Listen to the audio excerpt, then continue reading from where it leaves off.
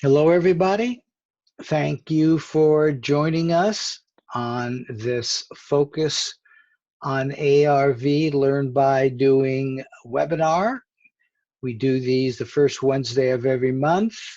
The objective is to make you better and better ARVers, hopefully, so you can become Precog pros. Today, we want to talk, in addition to everything else we do, about the importance of analysis, which will be led by Tom McNear. So as soon as I finish this quick introduction, Tom will indeed pick it up. And then I'll give a tutorial for newbies. I like the term oldies. The veterans don't like that very much, but I like it. 1 to 2:30, we will then do prediction analysis and feedback. The prediction will be with live roulette. Someone had mentioned that before, and I didn't even know they had it, but they do, and we'll be using it today, and we'll see how that goes. So Tom, why don't you take it over? I found this one, big one, the importance of data analysis, and let me stop my share, and you can pick it up.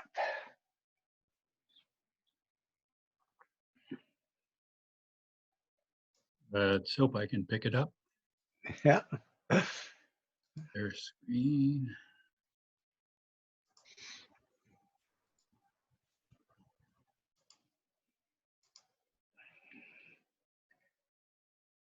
There.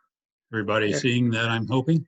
It's just taking, we see you starting. It's not quite up, at least on my screen. But it says Tom, it will come up though.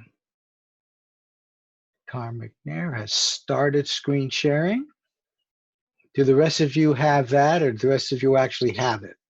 Just for interest. I don't know if it goes to different people at different rates.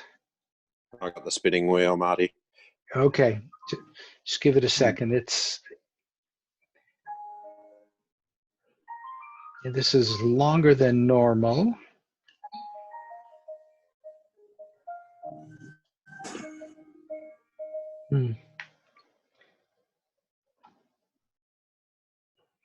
I don't know quite what's causing that. It might not have quite taken. Tom, can you do a refresh or something like that? Okay, I'm going to stop sharing. Yeah, I think that's worth doing. Start sharing.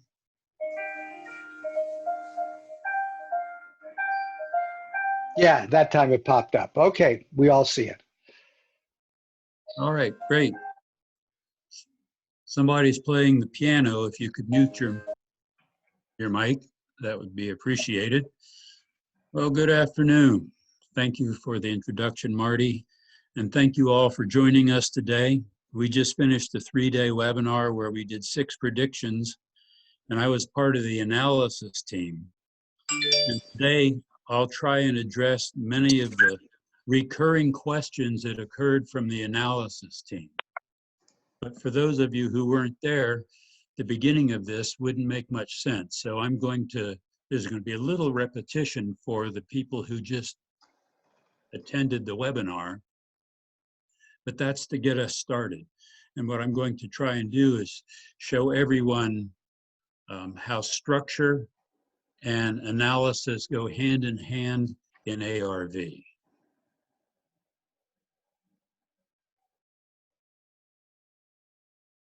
So first, what is the analyst looking for? Well, as we discussed in the webinar, the remote viewer and the analyst is a team.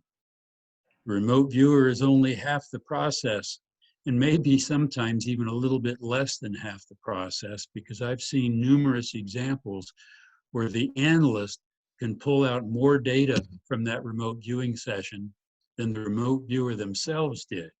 And so it's an important teamwork there. And if you're doing your own analysis, it's still 2 different roles, that of the viewer and that of the analyst.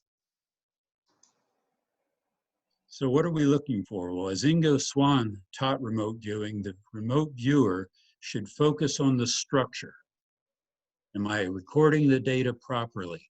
And let the analyst be concerned with the data that is being produced. It's the analyst who will endeavor to make sense of the content, and an ARV select the correct photo site.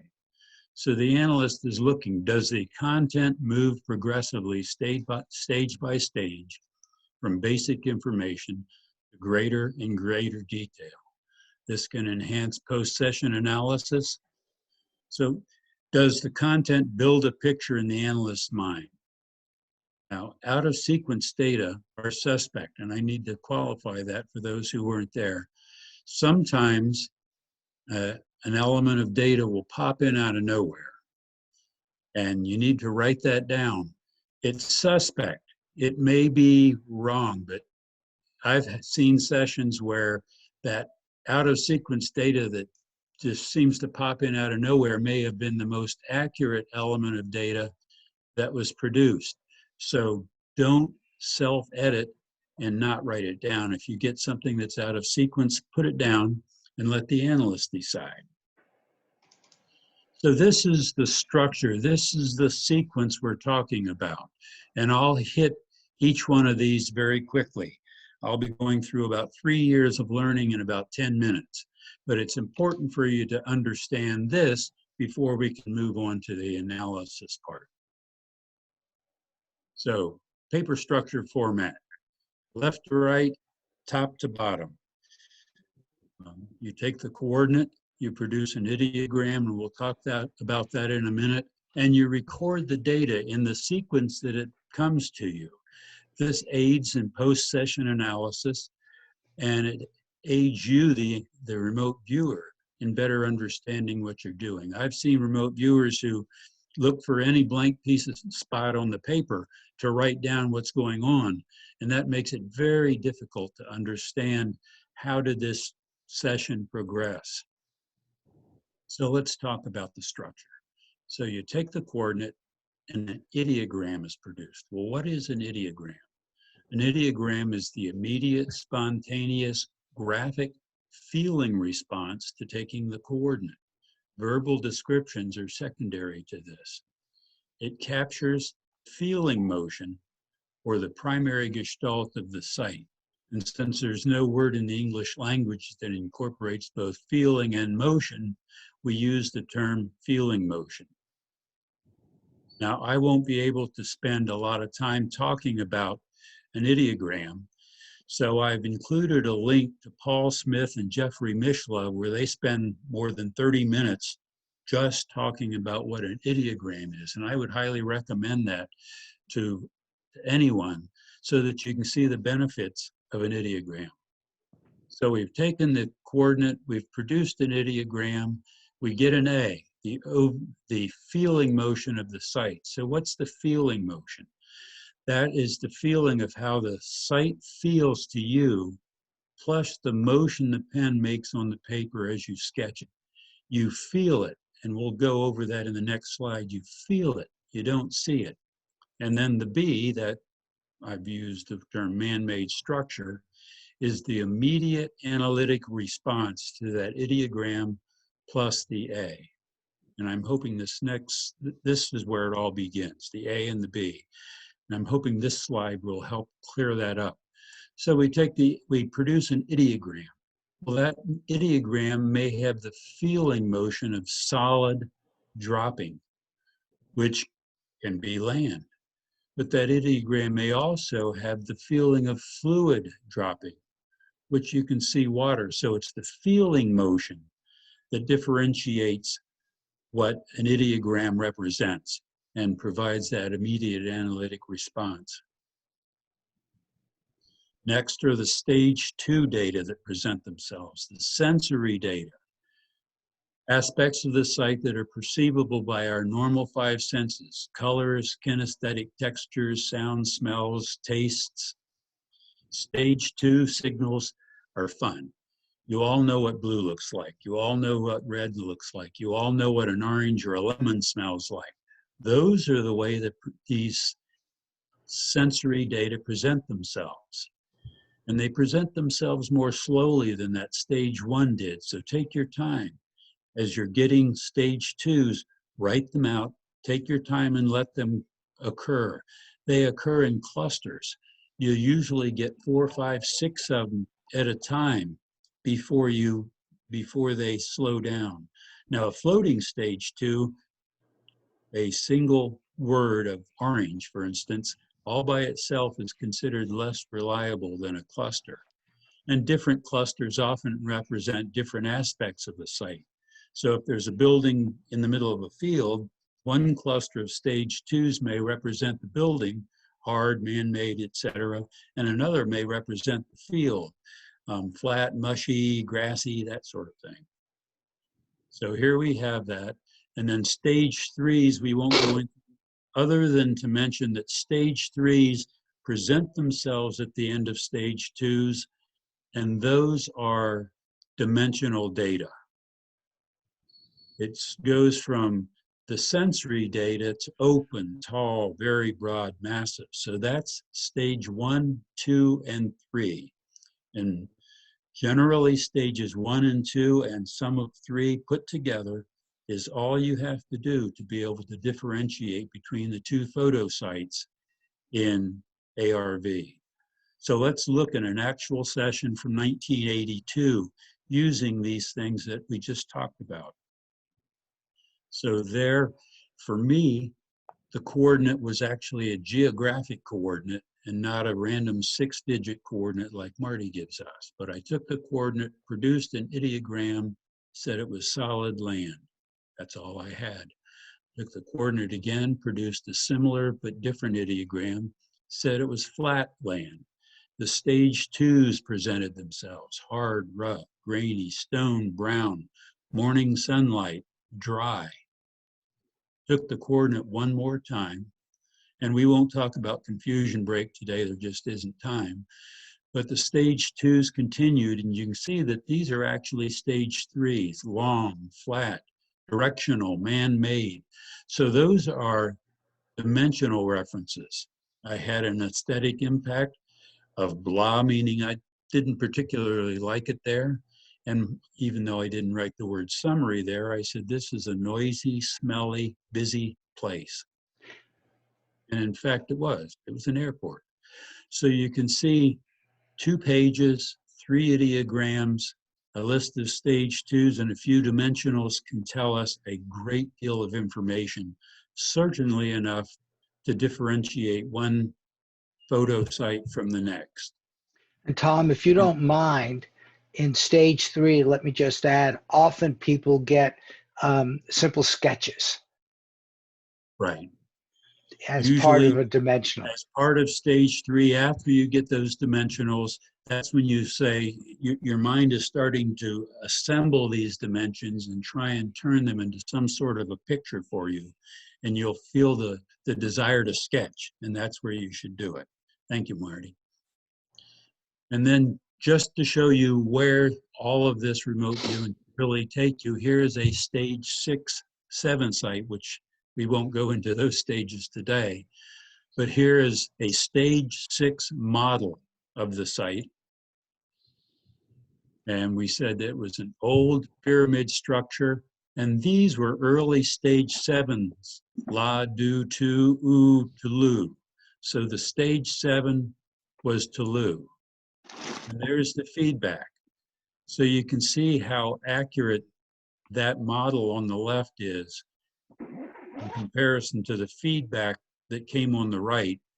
And in fact, that was the Tulum Pyramid in Mexico. So if you guys are interested in really pursuing remote viewing and taking it farther, you can see it can take you a long way. But we're going to focus on stages 1 through 3 today. So in addition to doing these stages that I just walked you through, the analyst is looking to see if you describe. Anybody have a question? No, I just muted. Someone came in. I just muted them. All right. In addition to staying in structure, the analyst is looking at whether you describe the site instead of telling us what it is. So you can see all of these are stage 2s, rounded, orange, textured, and you can see that all of those could apply to any one of those 3 items you see on the slide. The importance is, as a remote viewer, don't try and tell us whether it's a basketball or an orange. Describe your perceptions and let the analyst decide whether it's an orange or a basketball. Sketches. We're looking for this, not this.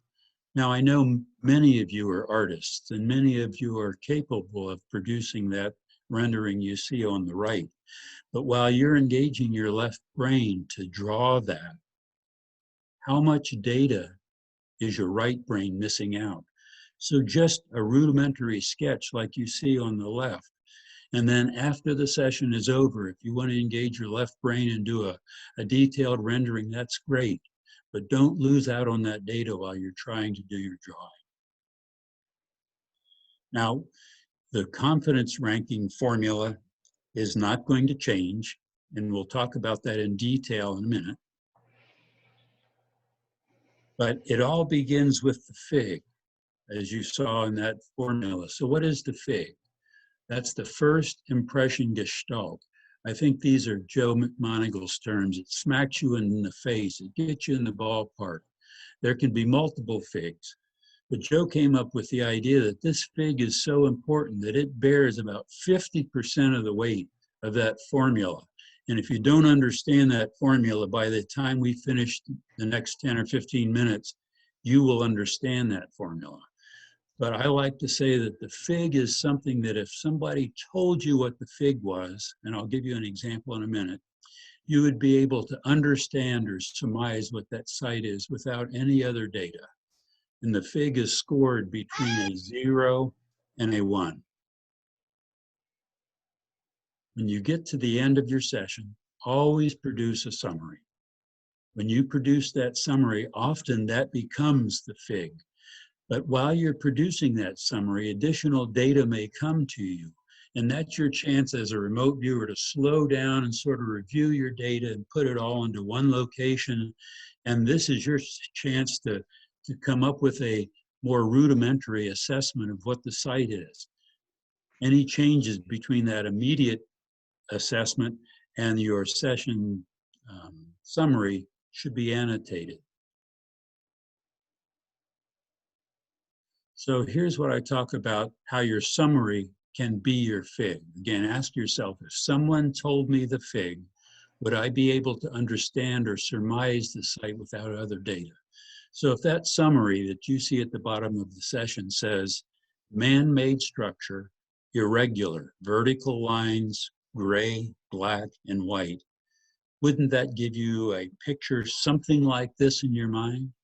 It would certainly give you enough to be able to differentiate between the 2 photo sites. So this is the tool that the analysts used this weekend, and we found that it was very helpful. But there were some questions that came up over and over, and those of you who didn't get to use it, here's your chance to learn how. So this is the tool, and this is the formula, and we're going to walk through that now. So you're familiar with Marty's scoring system of where an uppercase letter is 1 full point, and that's given if the match is a major component of the site. And we'll see that in a minute. And if it's a minor component, if there's a little of white or red, and that's what the element was, then it gets a lowercase letter, and that's worth a half a point. This is the session we just did. Now, the older way of doing it, Marty's way of doing it, was putting the A's, capital A's, lowercase a's, right there on the form. And then you would do the same thing with the uppercase B's and the lowercase b's. So sometimes it could get a little confusing with all those letters on there. And then sometimes you may want to do that trying to ascertain what the fig is too. Using this assessment tool, you begin by filling out that top part. What's the name of the viewer? What's the date? What was the coordinate? Because this can accompany the session materials and may be used in research for people for years to come. But we're going to focus on this part right now. So I'm blowing that up so you can see it. So instead of putting them on the paper like this, we put numbers on the paper. And we see that there are 18 elements there. And we take the two photo sites and our tool, we cover up photo site B. And we see that we have uppercase letters and lowercase letter A's for that first photo site. Instead of putting them on the transcript, we put them on this form. And then we cover up A, and we do the same thing with photo site B. But instead of putting them on the transcript, we put them here on the form. Now we've got everything we need to know right here on the form. So we had 18 elements. The form has 45 columns. So we scratch out everything from 19 on down because we're not worried about that. And we see that item 4 and 8 and 11 didn't pertain to either site. So we just draw a line through those so that we're not worried about those. So out of that 18 elements, we take those 3 away and we find out that we've actually got 15 elements that match photo site A and or B. That becomes our denominator in the formula, and it's the same denominator on both sides. Now we see that we have 12 capital A's, 3 lowercase a's, and we multiply them times 1 or times 0.5, and that gives us a total matches for photo site A of 13.5. That becomes our numerator. And we had a fig of 1, so that becomes our fig in the formula. And then we do the same thing for photo site B. And then we go through the formula. And I'll go through this slowly. Most of you get it, but there were a couple who had a little bit of struggles. So we plug in that we had a 1 for our fig, a 13.5 for our numerator, and a 15 for our denominator. You solve within the parentheses first. So we divide 15 into 13.5, and that gives us a 0.9. We add the 1 to the 0.90. We have 1.90 times 3.5 gives us a confidence ranking for photo site A of 6.65. So we've done the math. We transfer that number down here. We did the similar math for the other, and we transfer that down here. And now we have the scores right there. Nobody needs to worry about that upper portion of the form. Then we have notes for feedback session. This is pretty important. If you're scoring, whether it's your own or someone else's, and you think one element is really super, and you wanted to remember to tell the analyst, the viewer about that, here's a place for you to write down notes that you would like to raise with the viewer, or questions you may have for the viewer. So you put those in there and you're ready for that feedback session with the viewer. There's also the part down here at the bottom where you can write in when that feedback session will be or when it was. And that's important because once we fill out all of this, we now have a document that represents that remote viewing session and the analysis. And again, these may be used for scientific research for years to come. One form right here is everything you need. Now it's important, let me push the button here, very important to assess each photo site independently. I myself have fallen for the trick sometimes that photo site A is so good, I know it can't possibly be photo site B. So when I've already done my photo site A and I've got lots of capital A's, and I look at photo site B, and there's something that, well, maybe that's pretty good, but no, it couldn't possibly be because I already know it's photo site A. That's confirmation bias. Don't allow that to creep in. assess photo site A independently, ignore that, and begin with photo site B. Now, the other questions that came up repeatedly during this weekend was, well, how do I know if it's an uppercase letter or a lowercase letter? And we'll go through a session very quickly. Now, because I had limited time, I'm doing what I just told you not to do. We're going through and looking at A and B at the same time, which is a no-no, but I hope you understand for time. So the ideogram was curving. Well, there's nothing curving in photo site A, so that number 1 gets nothing. This photo site B is curving, but it's actually circling, so it's not a full element, so it's a partial element. So it got a lowercase b. And the word curving, number 2, not in picture site A, but again, it's a minor element in photo site B, so it gets a lowercase b. White, number 8. If you look at the chart on the right, white is a minor element in both photo site A and photo site B. So number 8, white, got a small or a lowercase a and b for both. Man-made.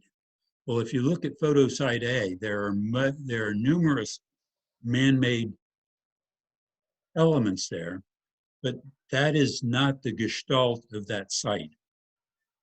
So 16, man-made, got a lowercase a, but it's certainly the main gestalt of that dartboard in photo site B. So you can see 16 received an uppercase B for man-made.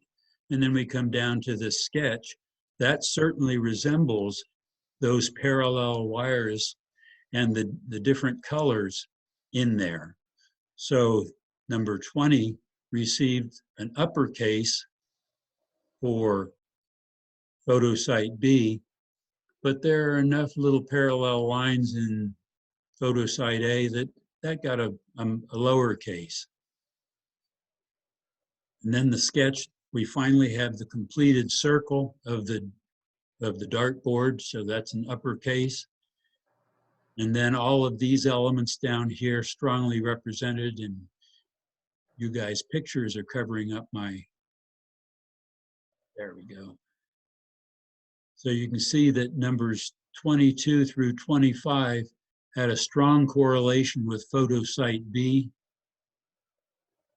So we came up with a fig, after we reviewed all of that, with a 0.3 for photo site A and a fig of 0.9 for photo site B. And in fact, that gives us confidence rankings of 1.99 for photo site A and 4.96 for photo site B. And in fact, photo site B was a hit. And one more. And Tom, can I make one other statement? That Absolutely. was yours, and I think it was judged by you, analyzed by you. Yes, this. Okay. Some people, just so you know, if there was an other analyst looking at that, some of those little b's, they might make them big B's, and that's perfectly fine. We see differences like that all the time. In fact, this one I analyzed myself and then sent it to you and Donna, and you and Donna, I think, gave it a higher score than the 4.96 I gave. Exactly. That's what I wanted to say. I'm looking at the white, and there's so much white in A that I think I definitely would have given that a big A. But that's just to make it clear that people shouldn't get too hung up. You know, if it's a real clear one to you, make it big. If it's like marginal, give it a lowercase. Right. And if you think about it, the difference between an uppercase and a lowercase is a half a point. And a half a point is not going to make a significant difference in the overall score, but it will elevate it some. And so let's go through one more so that you can get a better feel for this. So the ideogram, the number 1, was a characteristic of photosite B, and then the feeling motion for that was dropping irregular. Well, both of those were uppercase B's for photosite B and not for photosite A. But green, there's a good example of where it's a little more ambiguous. That's number 6. Well, photosite A, that's about half green. So that one received an uppercase letter. And you have to look closely, but in photosite B, I don't know if you can see it, that some of that dark stuff, much of that dark stuff is moss, which is green. So that received a lowercase letter for that. So there's an example of, I'm skipping ahead, even though photosite B was the site, some things can have a good positive correlation for the incorrect site. And then the ideogram here appears to represent photosite B, but not strongly enough, so it got a lowercase. Blue, there's a good one, number 15. Blue is a minor component of photosite A, and even though it only represents maybe 15% of photosite B, it's, to me, a major component. It's what differentiates that structure from everything else in the photo. So that blue for photosite B received an uppercase letter. And then the ideogram, the angled, and the man-made, well, I don't see that in photosite A, but it's strongly represented in photosite B. And then this brown-red is another good one, number 22. Well, you don't see that in photosite A, and it's really a very minor element in photosite B, but the whole structure is sort of rose-colored, probably because of the sun cast on it. So that received, again, a minor element. So the fig here is a 0.5 for photosite A, primarily because of this water that you see there. Well, water represents at least half of that. So that's why that fig is so high for photosite A.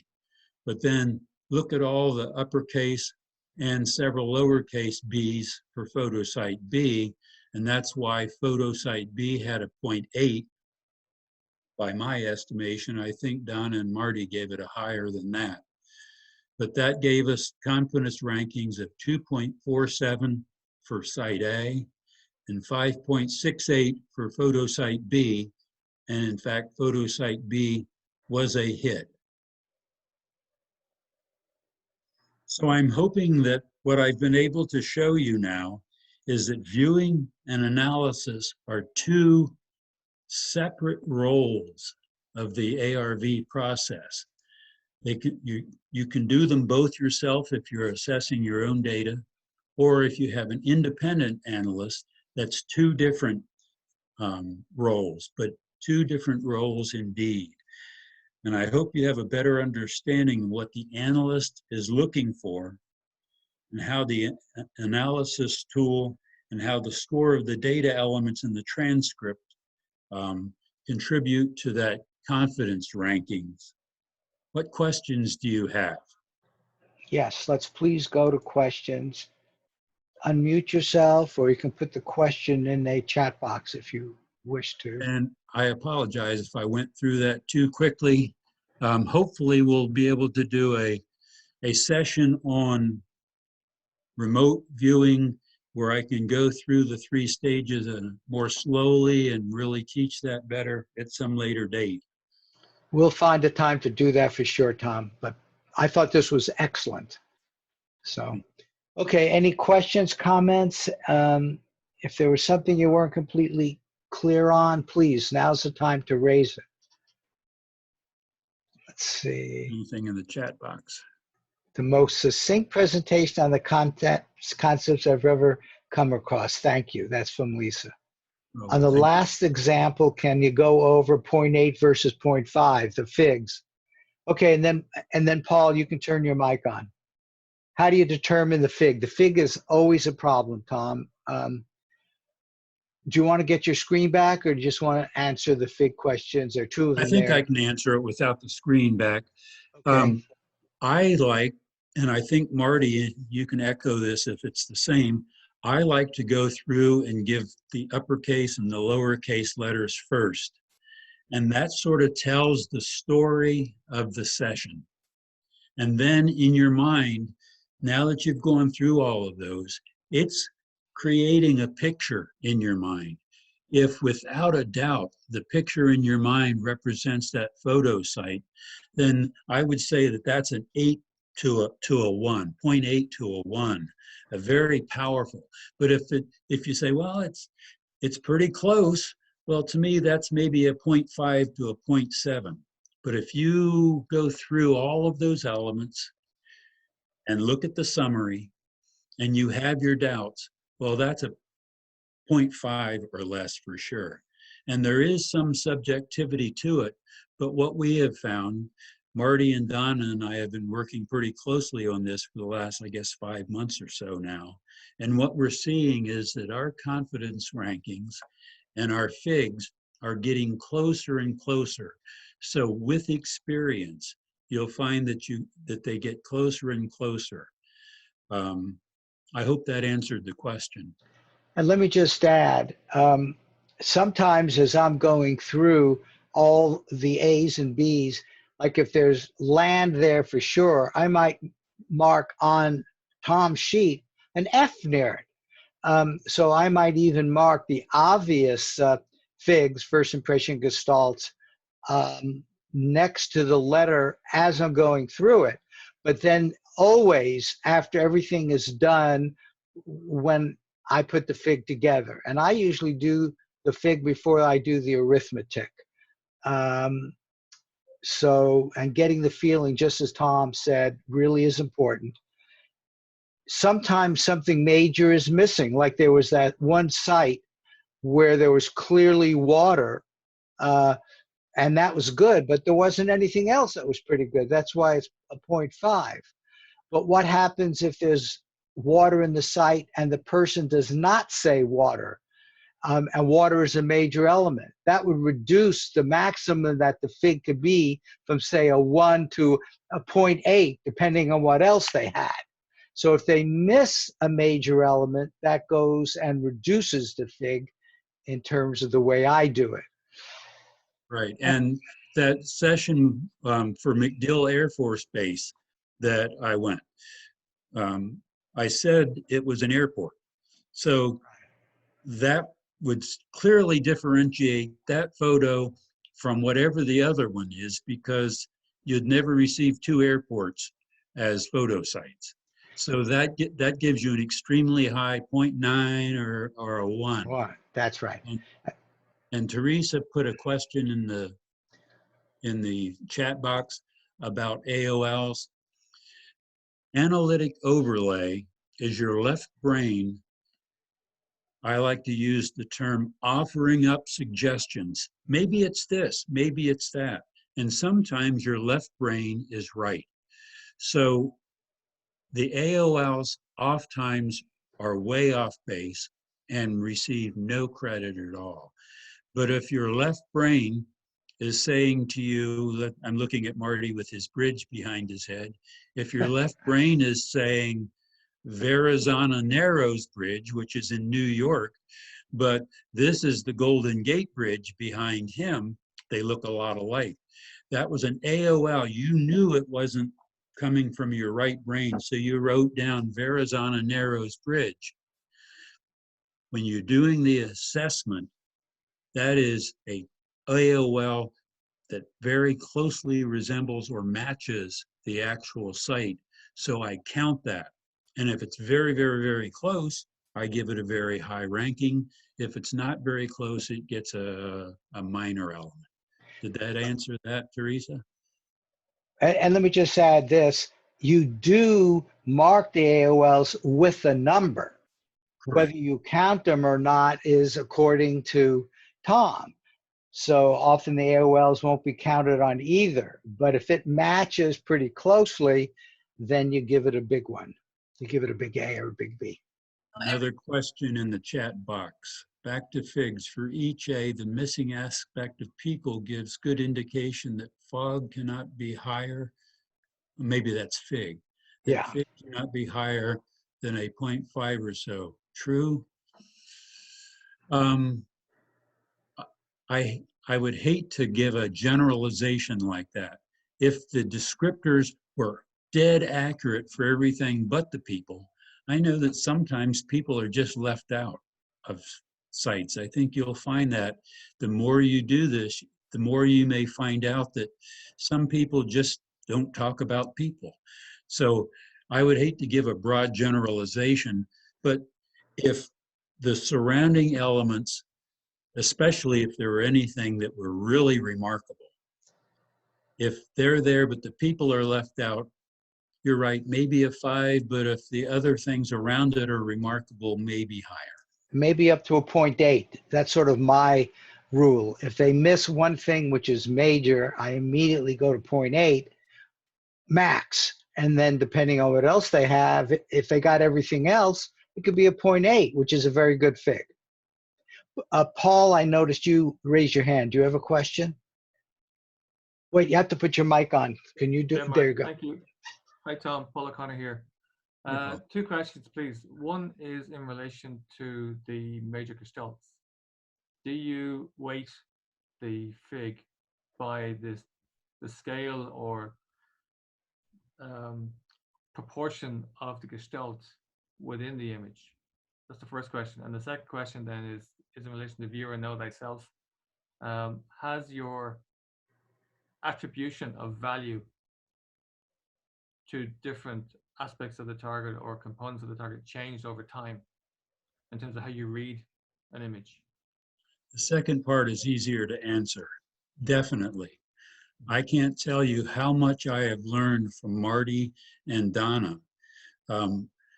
I came from the intelligence world where if there was even a little doubt in your mind, you gave it little to no credit whatsoever. So when I first started doing some assessment with Marty and Donna, I found out that my scores were way lower, sometimes half or less of what theirs were. But now watching them, learning from them, I have seen that we're not really looking for the intelligence value, whether we can go kick somebody's door in and arrest somebody.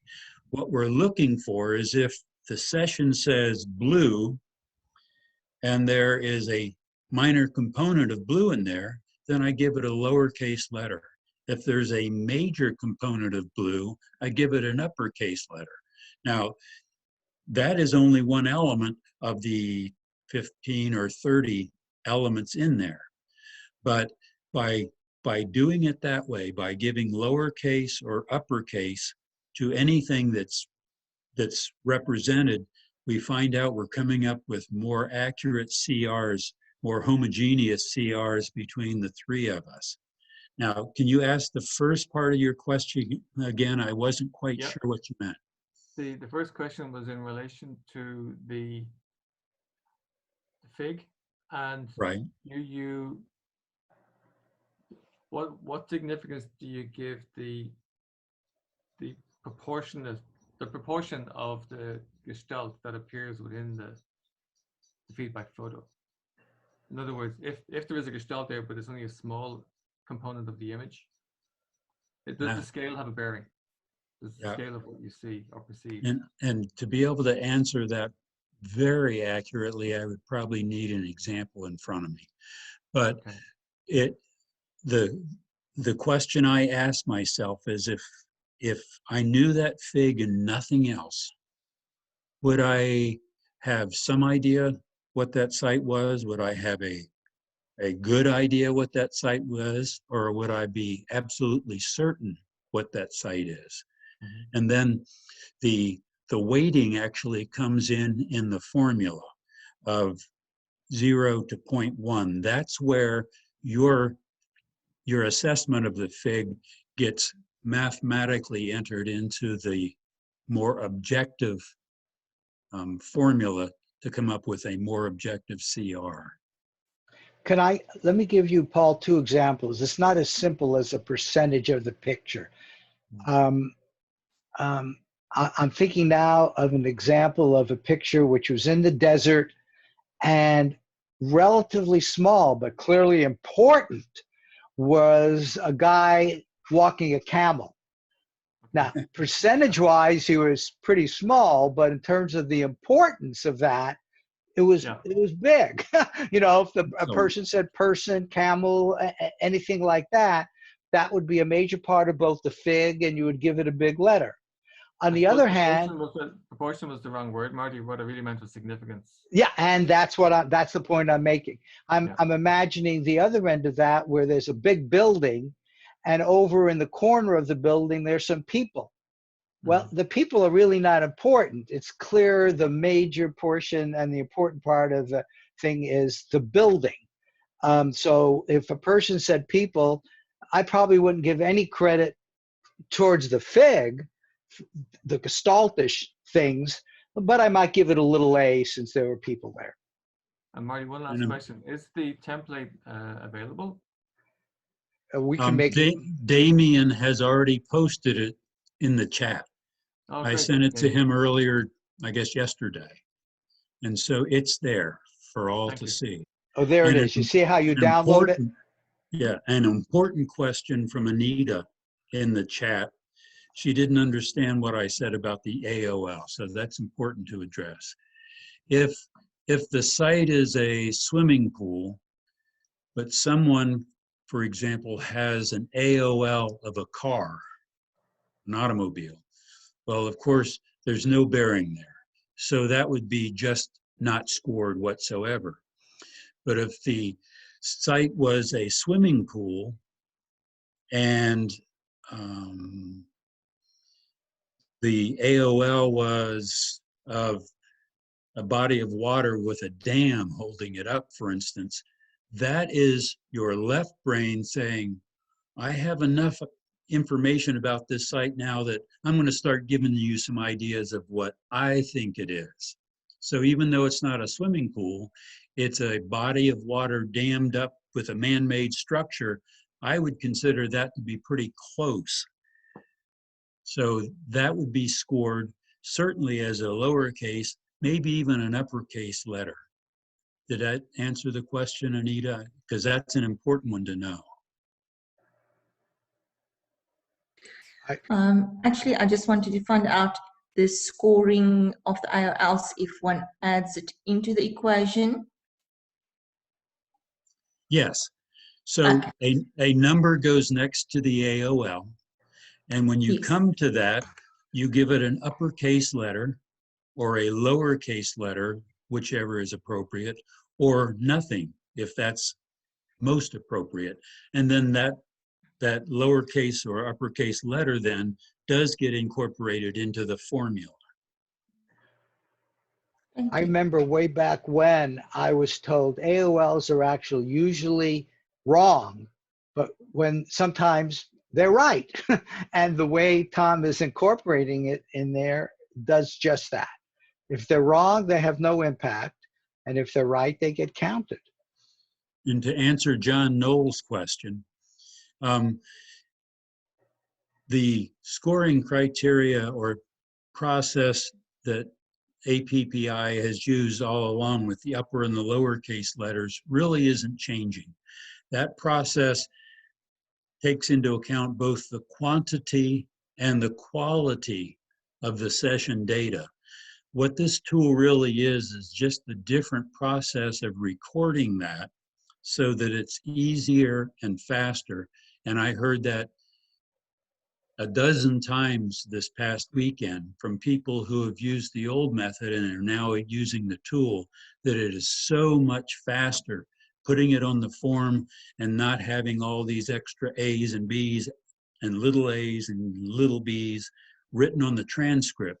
It's all right there on the form, makes the math easy and simple. And then this can be stapled if you have a hard copy. This can be stapled to the front of the session, and it's all right there together. So it's not giving a better success rate, but it's making the process easier and faster. Well, let me disagree with that at least a little bit for me. Oh, My success rate is indeed going up, John.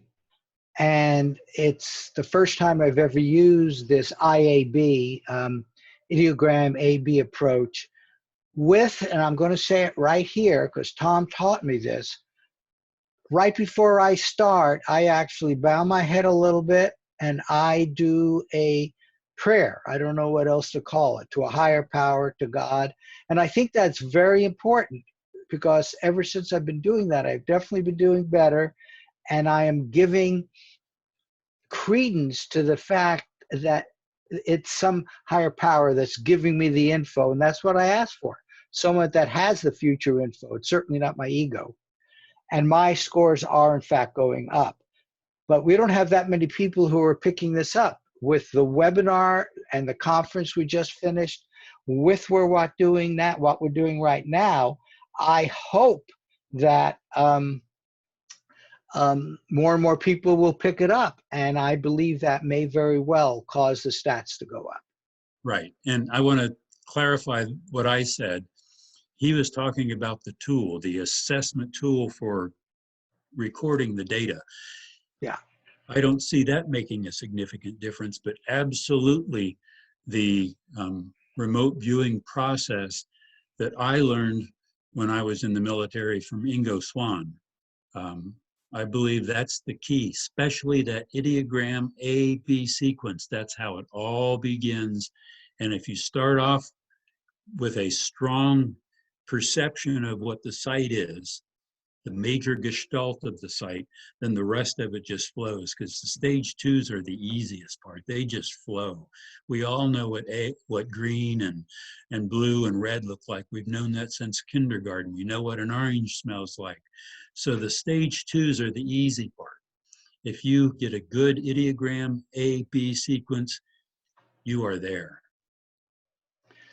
I agree totally, and thank you for clarifying, because I was referring to the RV transcript, and that's where I think the most benefit in terms of hit rates will come. Okay, why don't we move on? Tom, again, thank you so much. That was really, really wonderful, and thank all of you for the questions, because as a whole now we have recorded, I think, a very good relatively concise approach to both the RV and the analysis. And So- one last thing, and I will be Sure. quiet from this point forward.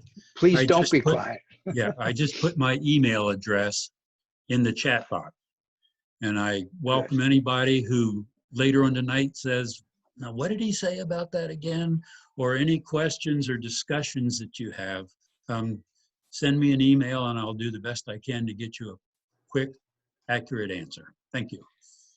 Thank you, Tom. Yeah, Tom is very open to emails as I am, so always feel free to ask questions. I mean, we see our job as teachers, instructors, so we're always there to answer questions. Okay, the next part of this is ARV for newbies and oldbies, veterans. I think there are some brand new people here. Well, I'll go through this as if there are, most of you I know, but there are 33 of you here, so some of you may be brand new. First of all, I want to say, in my opinion, all of us involved in this, it's a personal journey within a group environment. We're going to be doing predictions today. You know, hopefully we have a good feeling for the group and we can help it. But nevertheless, what's most important is your personal journey. You look at what you're doing. You pay attention to what your subconscious higher power provides to you. Be optimistic, grateful, loving, and just enjoy the whole process. You are right at the cutting edge of consciousness work. And ultimately, it's pretty easy to learn the basic protocols. What you do when, where you click to get your coordinate and all that. And we're going to go through that, but that's pretty straightforward. Ultimately, it comes down to self-actualization. So I'm a great believer in that. And, we have people out there that want Tom and me and other teachers to tell them, what is the meaning of remote viewing? How do you get it just right? What's the meaning of life? And then I loved the wise one who says, I don't know, the computers are down. That's the best response I've ever heard. And this is ultimately all about self-realization and self-responsibility. And I do add, darn it, this is not like algebra. You can be taught algebra, intellectually. This is deeper than that. And that's the beauty of it. You're learning about deep stuff inside you. And here's a wonderful quote. Our duty as men and women is to proceed as if limits to our ability did not exist. And I believe that. We are all almost infinitely powerful, infinitely capable, once we learn how to do appropriate focus. We are collaborators in creation. Okay, after saying that, let's now talk about ARV. Here's what it looks like in time, linear normal time. The first thing you do is a standard remote viewing session. A typical remote viewing session will say something like describe and or sketch your, and there's one sort of coordinate or another. It may be a geographic coordinate in the old days. I don't think anybody's using those today. Or we use 6 numbers. Some people use mix of numbers and letters, but it's like a target reference number. I once heard Skip Atwater refer to it as maybe it's like a telephone number. You dial this telephone, you haven't the slightest idea how you get the person at the other end, right? And yet they pick up the phone and they were the target and there it is. Well, that's what this is all about. Describe and sketch your feedback target. Okay, and there's only one person at the end of the telephone that you wanted, and there's only one feedback target. Now, here, though, your target happens to be in the future. So you have a feedback session, describe and or sketch your feedback target again, but now you know what it is. That's the beauty of feedback. And there have been examples where people died and they still did a wonderful session. So in the normal sense of linear time, you don't always need a feedback session. I have some people who are experimenting with that now, and they're getting some of their targets. However, most viewers like to see their feedback, and there's no question there's a connection between the two. In fact, someone finished a study and got significant results, but more significant with feedback than not feedback. So feedback is indeed important. And here you've got the truth. How often do you know the truth point? So that's the beauty of that.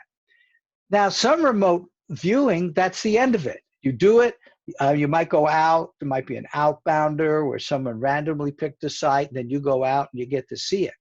But in ARV, we are always looking to apply this, and that's where the analysis comes in. When analysis, the analyst will make and I call it an investment choice because we're interested in the cases where there's an edge over chance. We're doing things where they're binary choices like roulette. Let's take roulette as an example. Mostly in app, we're doing financials, but that's just up and down instead of red or black.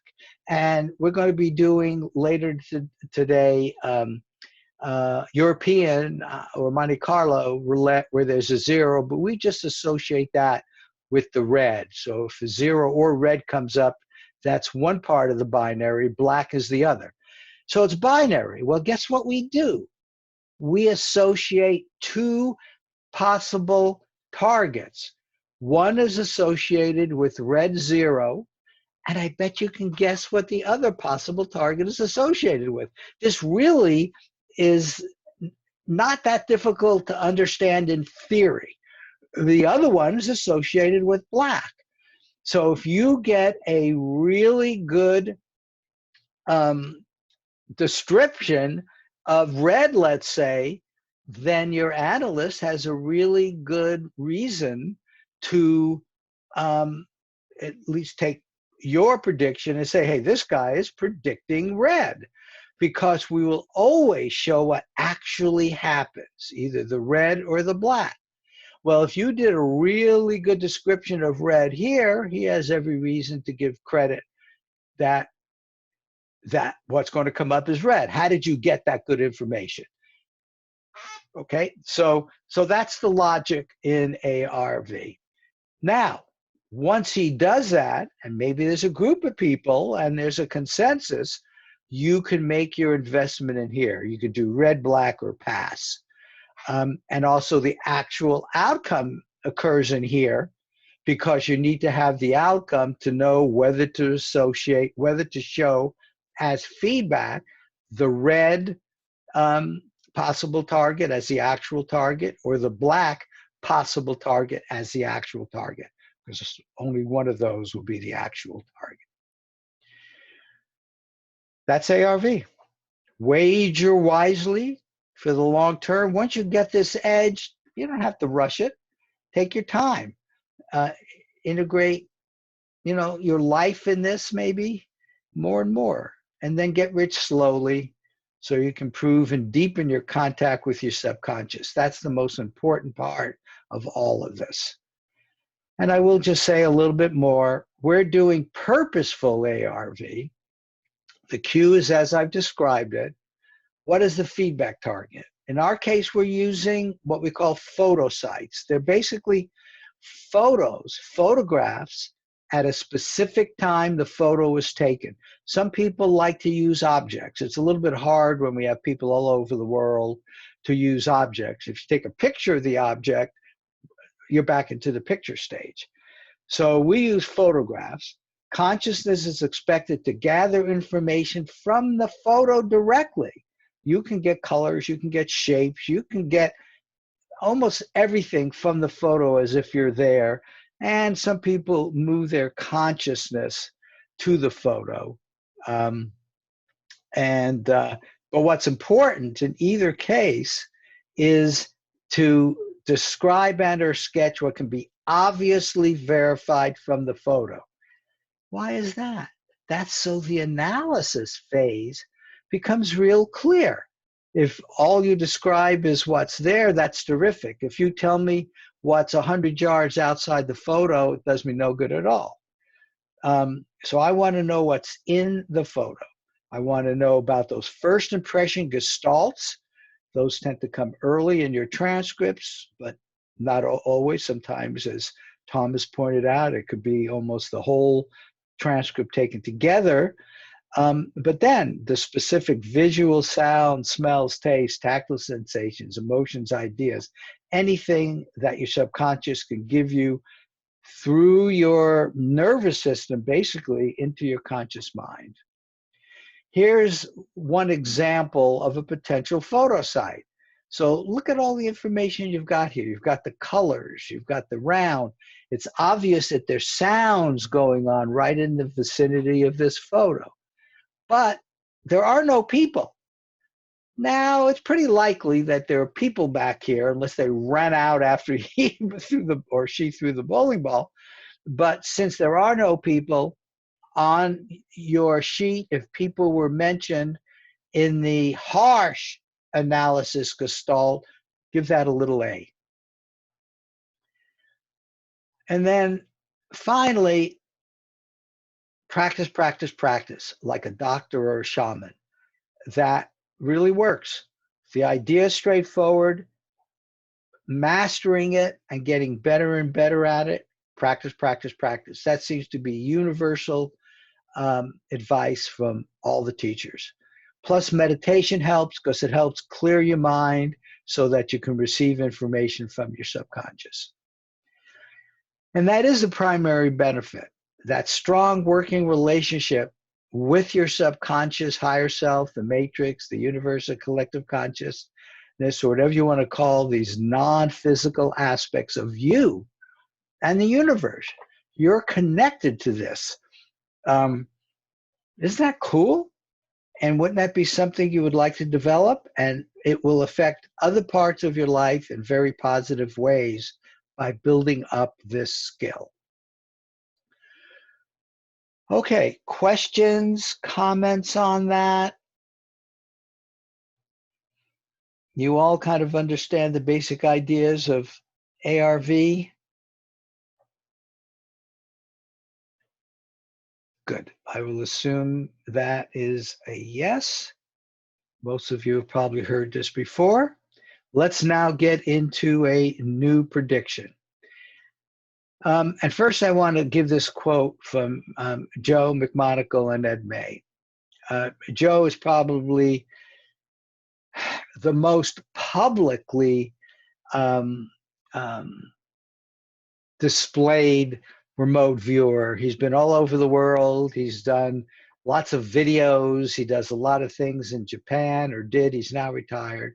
And Ed took over. He was in the program from the beginning, but he took over from Hal Puthoff, and he's publishing all of the almost unclassified data from the work that they did in Stargate.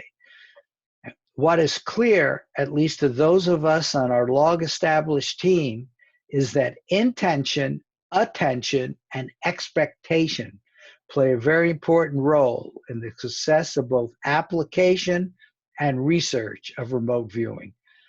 We are in the application part. The research has proven this already. What we're doing is the application and working on improving that. But intention, so important. Have your intention very clear to describe and sketch the one feedback target, period. Always pay attention to what's coming up into your conscious mind from your subconscious, higher power, whatever. And occasionally you'll know something is an AOL, your old ego, intellect will come into play. Pay attention to that too, but write that down on the right side of the paper. And expectation has a different feeling. It's like more like confidence that all this is going to work out great. Do you expect the sun to come up tomorrow? That's different than intending it to come up tomorrow. You certainly expect it to come up tomorrow. You expect the earth to rotate and have the sun come up tomorrow.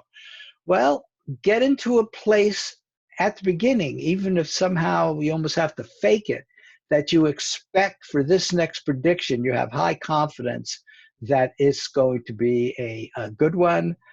And then maybe do a little prayer, maybe not, whatever the viewer's in charge, and then go for it. Your sub knows. Your sub knows the future. It's got access to it. And that's the psi aspect of you. So, are any of you brand new to this workshop? Because if so, we have this the first Wednesday of the month. I already actually published, and generally some people have already done a session based on that. I've already published today's prediction. But if you're not already in the group, if you will let me know, good.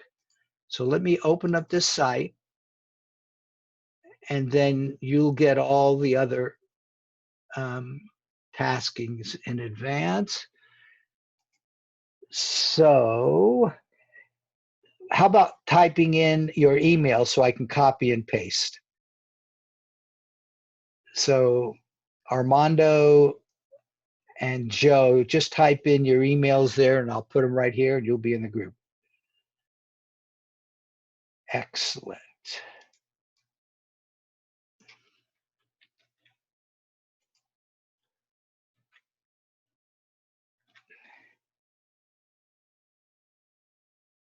So which one did I got? I got Mondo.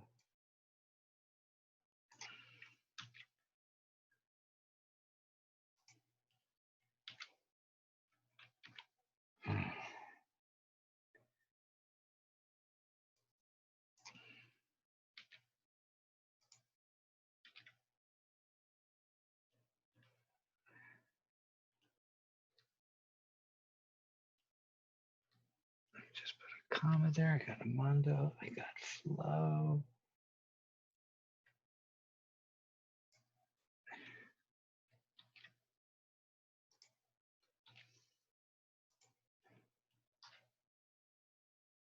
Well, there are a lot of brand new ones here. Wonderful, wonderful.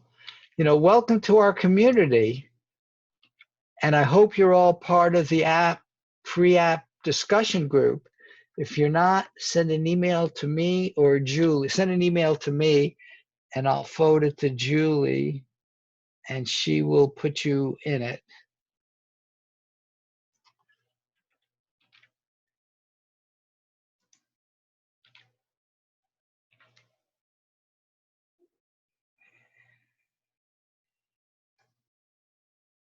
Okay, Paul, you got it.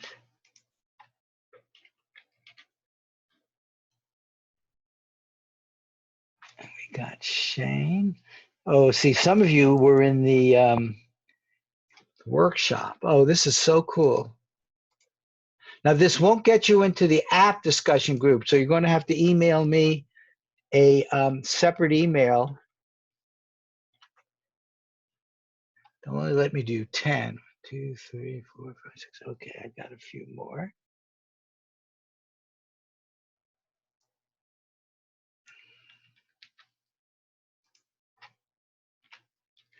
Let me just get this in, and then I'll add. The last one was Matt.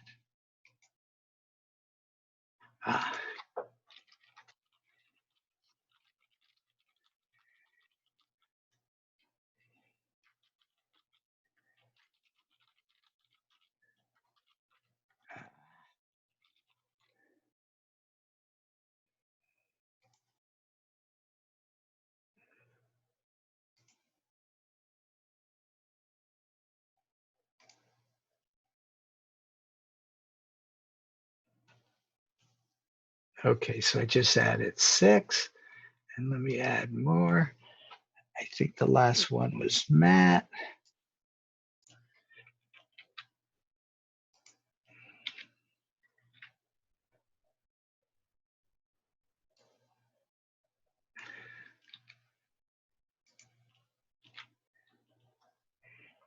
Okay, now, if you think I missed your name, tell me now. I am definitely not a perfect human being. And okay, so I think I got you. And you will all get an email telling you about this.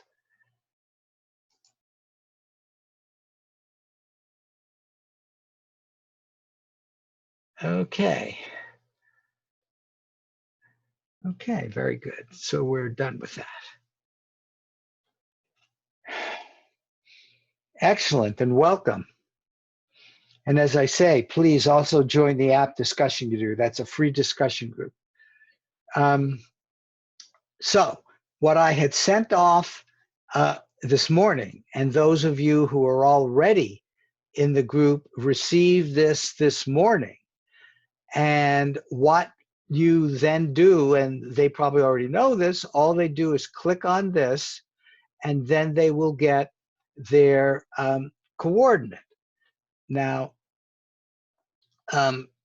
notice it says European roulette. That's what we're going to do with the binary being red or 0 or black. And these are randomly mixed up between the photo sites A and B when you do your matching. You won't even know, nor should you care. Your job is just to get a good match. I'm actually going to click this because some of you did not get that, so I'll be able to give you this link in the chat box. So this is the link, and all of these numbers here are for our databasing. We try to database everything, but let me put that in the chat box to everyone. And so either from that link or from the email you got, you will get a sheet like this. We've done everything we know how to make this really user-friendly. That's what I just showed you before was the tasking. You get the tasking, and since each viewer gets their own photo in our prediction groups, you would simply put your name in here and here, and then you would click here. In fact, no, well, I've got a picture of it here. I think I'd rather do it this way. You click there, you put your emails in these two here, you click there, notice webinar workshop is already defaulted for you, and then you'll get a page like this. Your email will be here, your cue, describe and sketch your, and this will be your 6-digit coordinate right there. Our advice is start your remote viewing session when you feel good about doing the session. You know, if you're really having a bad day, I don't recommend doing it unless you can kind of get quiet long enough to get in a really good place where you have a positive expectation and things are feeling good. So now you have your coordinate. Your coordinate will also be here. Hey, you now know enough as a remote viewer. You need nothing else but paper and a pen, paper and a pencil. We use a pen because we never erase in RV. So paper and a pen, and you go. You have everything you need to do your remote viewing session. You will indeed come back here after your remote viewing session to upload it to our server. And we'll talk about that later. But at this point, those of you who are experienced, veterans, you will have probably already have started because you've got your coordinate. And you can turn off my voice and picture, do whatever you want, but go ahead and do your remote viewing session. For you newbies, on a piece of paper, on the right, name, date, time. I would also add the group, because when you get into app, there will be multiple groups, so it's good to add the group here. I like to put the coordinate at the top, the target reference number, the ARV phone number, whatever you want to call it. It connects you directly to the target. And then you can begin.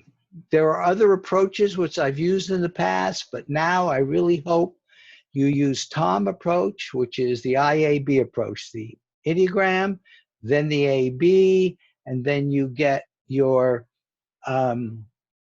that's stage 1, but then you kind of go into stage 2, and then stage 3, where you get deeper and deeper information into the target, including sketches. So lots of words, some sketches, but everybody is a little different. Now, we're getting ready to actually start this. This quiet period before, Joe McMonagle considered it very, very, and still considers it very important. When he was at the Monroe Institute, he told me sometimes it took him 45 minutes to get into the state where he felt connected. They did some work with Hemi-Sync. He got that down to less than 5. I don't know what he does now, but you want to be in this place where you have some of these good feelings and confidence. But I have to tell you about Tom.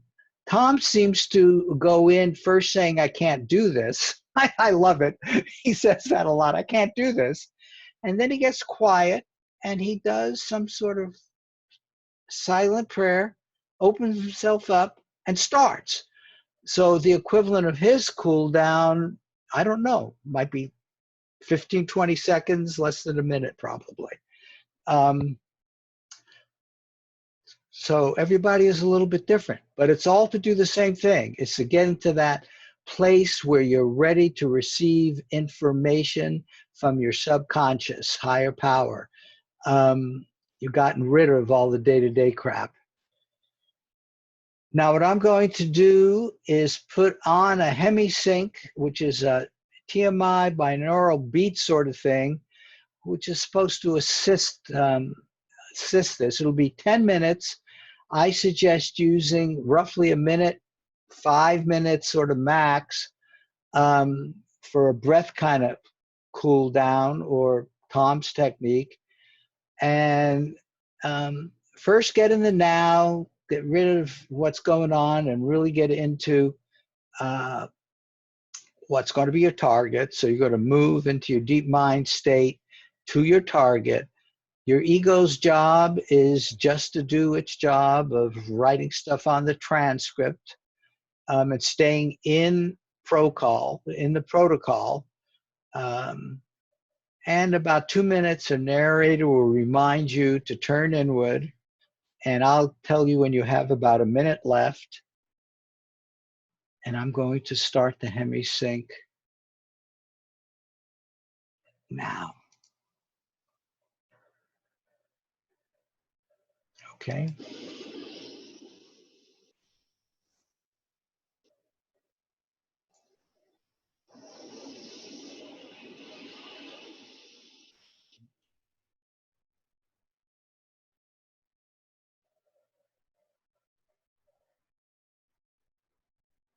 What did I say? I stopped hearing it.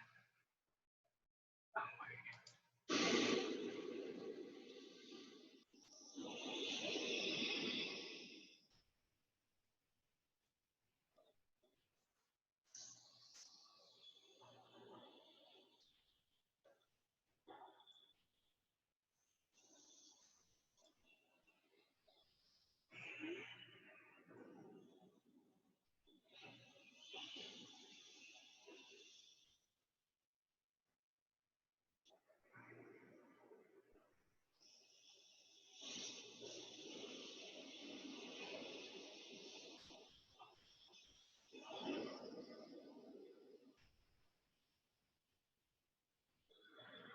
Marty?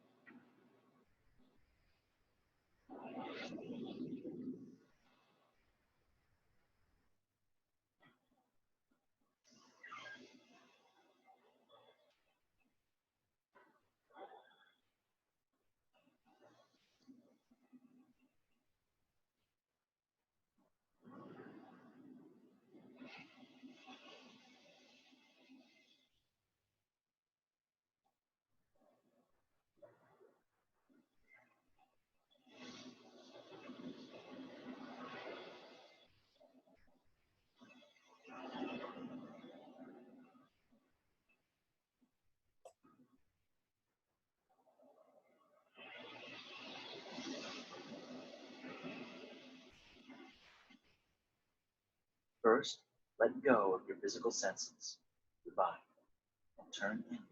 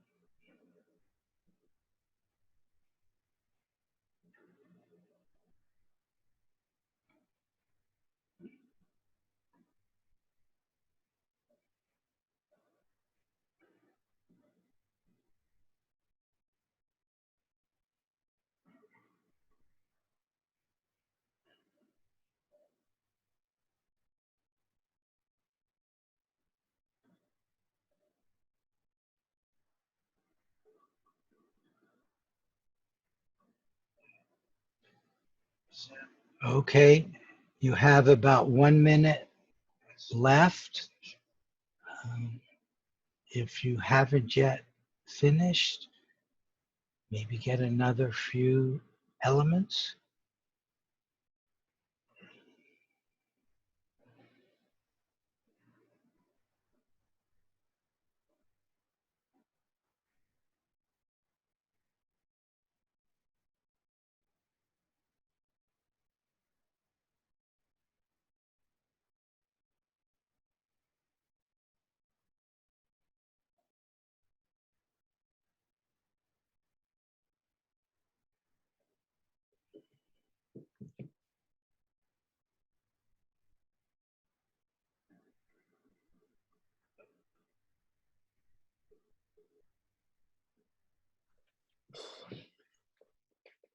Okay, come on back to your normal waking state.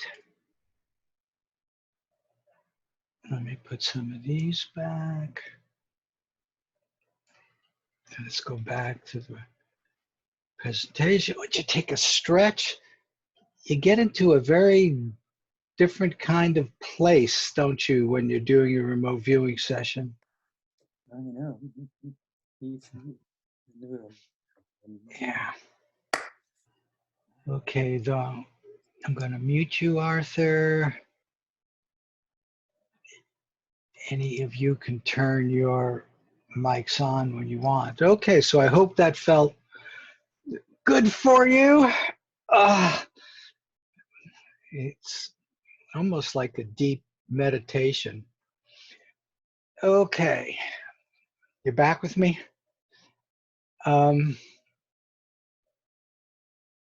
Simona, that's not good. You must have missed the part where I gave the link and you had to click on that link. In fact, it's on the chat box right there. If just for fun, if you want to do one now and just ignore all the talking, you will be in the system. I see where you said from Simona in the chat box. Tom has dropped off. He's had a death in the family.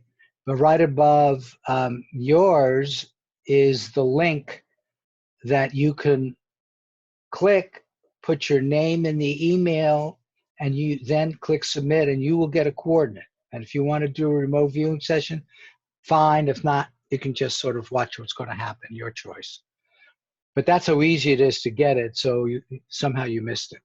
So now let's go on and do analysis on the transcripts. And then I'm going to show you how, with all of your individual analyses, I make a group prediction, and then we'll do a live roulette spin. Here's the idea. The analysis is to choose a photo site A and a photo site B. They've been randomly associated by the computer with red or black. So we don't know which is which, and your job is to not worry about that at all. So you match the transcript to the two possible targets. That's everything that Tom was telling you about.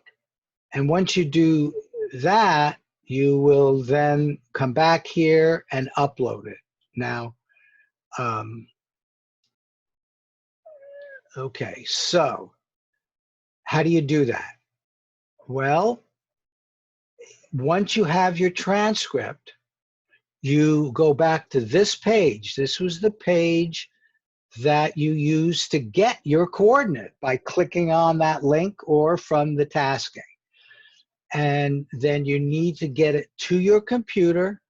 A lot of people are doing it with their smartphones and just sending themselves an email. Some people do everything on the smartphone. Some people still have scanners, so you can scan your transcript. One way or another, you get it to your computer, and you browse and find it. It fills up this box. You then click submit. As soon as you click submit, up will come a screen. like this, which is called the analysis judging page. And the two possible photo sites are there, but first we just show the one. So that, of course, helps ignore the second one. And each of you have a different one, but then you scroll down and then you'll see the second one. And you go ahead on Tom's analysis sheet, you ignore photo site A, and now you look at photo site B. You treat them each independently. It's sort of amazing. The first one you might have thought was good. The second one might be very, very good, or it might come up to the same level. It's sort of amazing how that happens sometimes. You wouldn't think it would, but it does. And then under that is a place where you have both photo site A and photo site B. So these are two possible targets. And using his HAG approach, you'll ultimately come up with a 0 to 7 for photo site A and a 0 to 7 for photo site B. If you want the classical SRI TAR confidence ranking, you can link there, but I'm hoping you'll use his HAG system.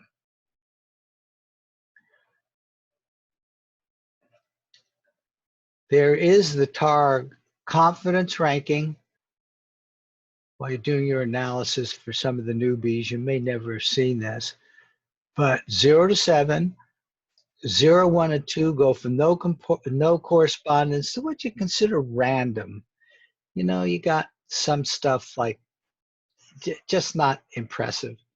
3 is a mixture of correct and incorrect elements, but enough of the correct ones and maybe the nature of them to indicate you in fact made psychic contact with the target. 4 is good correspondence with several matchable elements intermixed with some incorrect information. Now, HAG has changed things for us as we've just seen more and more of these. We used to say 3.5 is wagerable. And that was when you marked A's and B's and divided by all of the elements. What we're now seeing is somewhere between a 4 and a 4.5 is wagerable. So I would say that's sort of where we are now. In the computer system from the server, it's still 3.5. In other words, you got enough that you're wagerable, but it's still, I would say, on the margin, even up to a 4. And a 5 was and still is good correspondence with unambiguous, unique, matchable elements, but some incorrect information. Less and less incorrect as you go higher and higher, and that automatically has the CR with HAG go up. And then here is where this analytical information that's correct comes in. You might name the function of the target. You might actually name the target by the time you get to a 7. But with HAG, you don't have to worry about these words, which are nice. You just basically do the arithmetic. And I'll just give you the rough history while you're doing your analysis. The 0 to 7 system was developed by Russ Targ and the group at SRI. Joe added that concept of Gestalts being worth half of the analysis, and Tom added this harsh in a nice way. So let me give you what HAG is not. I alone know the contents of this envelope. It's a charcoal drawing of a woodchuck eating a small orange. Nice try, you little fraud, but that's a long way from an ink drawing of a beaver eating a tangerine. Well, you know, orange and tangerine, woodchuck, I mean, these are obvious analogies, metaphor, resemblance, similarities that you would give total credit for. And that's the point, but sometimes they're not as obvious, and that's where your analysis and judgment comes in. And knowing your viewer and some intuition, helps there. So with that, do your analysis. This is the form. And I think Tom went over it quite well.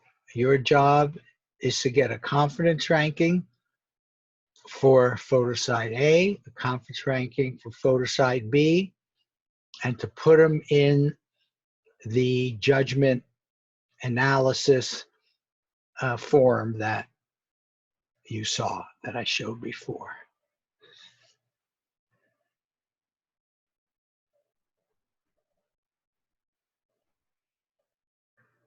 Right, in terms of counting. Okay, so what I'm going to do now as a group manager, I have access to special stuff that I will now show you. This is a group prediction, which I actually have to put in, which will let me know how I want to do the roulette spin. And when we do financials, it guides me to put in an investment for up or down. But we're doing blackjack now. We are the webinar group. And oh, good. I see we have quite a few people already in there. So you can, they're here. In fact, I will pick up some and we'll be able to look at them. But let me,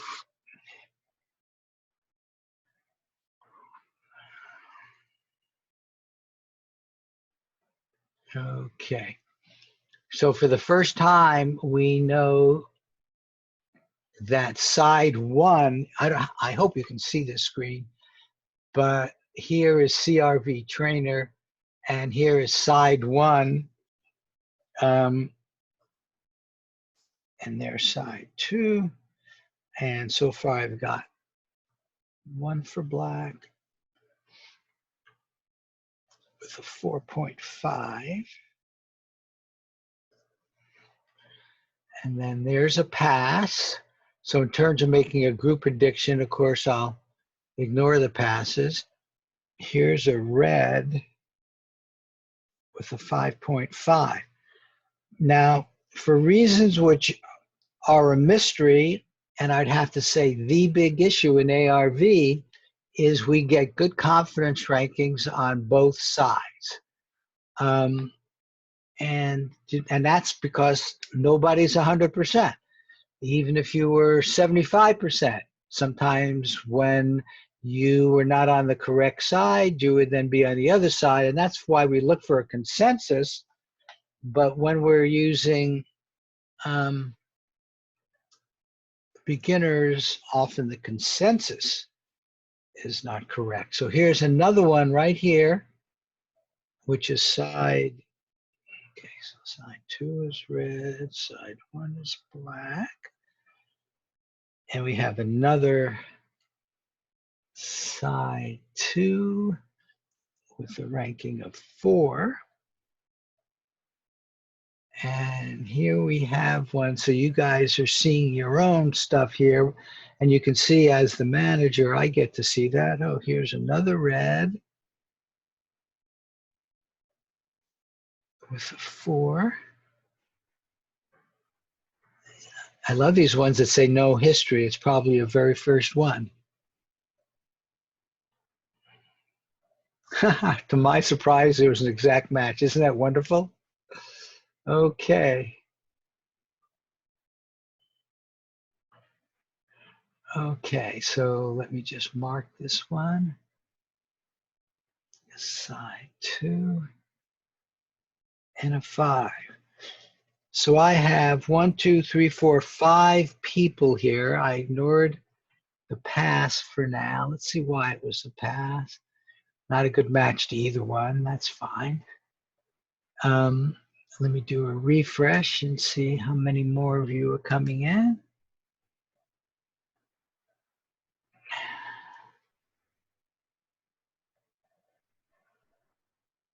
Okay.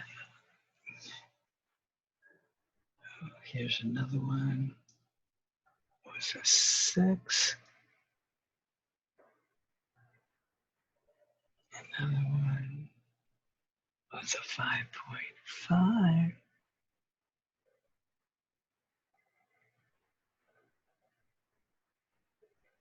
You know, there's a text box there, and it's nice to put words in there for yourself. They get saved and they're available to you later.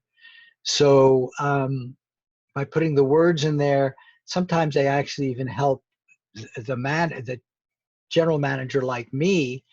But after a while, begin to build up a good record, sort of like a diary. There's another 4, and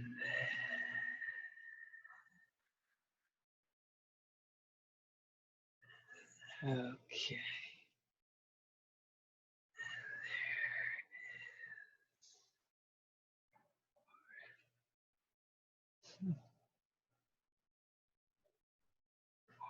Four. There's Karen.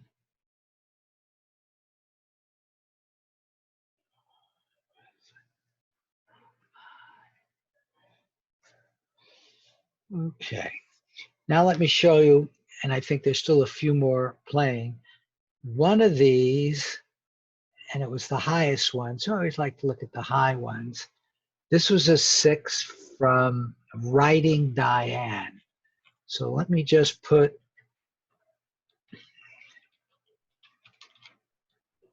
writing in here. So here's Writing Diane stuff. And she was in Writing Diane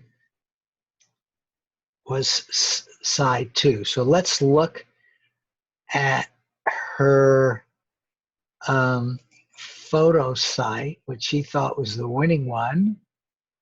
And Diane, if I do anything here that's not right, you must let me know.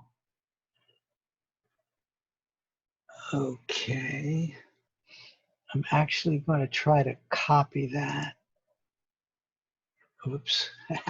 You can see the way the live roulette is. But this is your picture. Okay, so I want to put this over here. And now, let me go back and get your transcript. Oh, good. Often they come in upside down or whatever.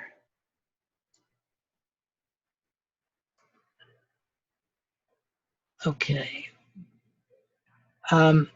Hey, Diane, why don't you tell us why you gave this, a 6 when you did the big things? What made the fig so good, and how many matches and stuff like that you got?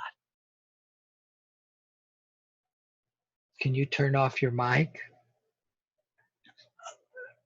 I can turn it off, but you might not. Yeah. Okay, I'm having trouble turning it off. You must be on a phone. So you should be able to talk to me. Okay, well, let me look at some of this. Motion energy. Yeah, he's not doing it now, but that's certainly implied. Backtracking upward and over with ease, wave-like. So there's the I. Okay, and here's the A and the B. Interesting the way she did it. A little bit different, but still close. Lateral S-curve, motion energy. Smoothly moving to the right, then rapid curve. Okay, so that's describing the motion energy of the curve. No friction, upward, reversal, move lateral, right, the B, land, motion energy, land, updated, kinetic energy, packed, resistance, kinetic energy, blue, yep, red, yep, green, yep, golden, yep. Ocean blue. Well, close enough over here. All the colors and no miscolors. That's pretty good. No man, wind, nature, insect sounds, pretty close. Round, movement, upwards, orbs upwards, rotation, like shape, strips of dark, over green, fun, upward, downward, soaring, dirt, blue, holy cow, orange, brown, red. Okay, well, it's very clear that while a bird is not soaring, and again, the viewer is in charge to say that that was the very next thing which happened, and you gave it a lot of credit. I suspect you did that to give it a 6. And the colors, of course, were excellent. Okay, so thank you. We got to all see that, and I'll thank you for that. So let me put that over there. Let me close that. Close that. I just have too many things open. And now, one of the high ones was, well, let me just look at I don't have the names next to my table. There's a 5.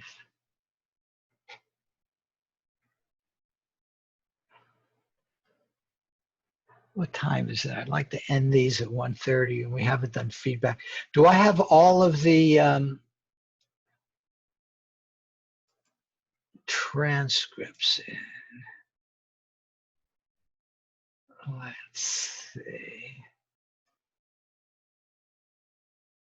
Areta 4 from Swiss Remote Viewer. Yeah, I think I had that before. So I think all the transcripts are in. Some people probably did not do it. Let me see if there was another. Here's a 5.5. Let's do one more just to see what other people do, which I think will, okay, those are good words. That's good. Let me do Avalon.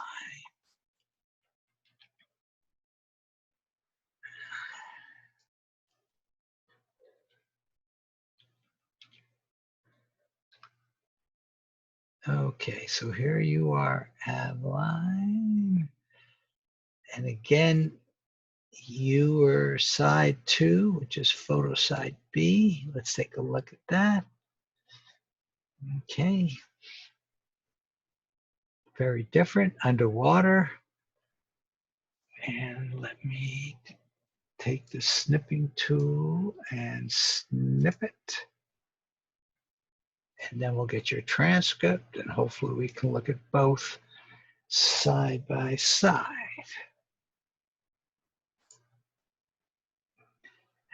I have line transcript.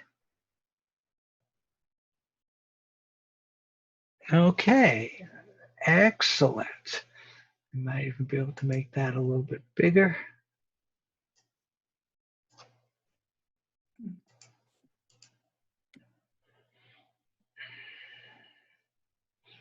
And then I can move this over here. I think there's nothing to the right of her. That's good enough. Okay, Avalon, tell us what made this a 5.5. Well, that was the HAG system, but what was the good stuff? Hi.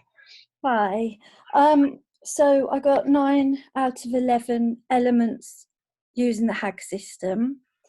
Energy, motion, waves, land, natural, biological, human, young.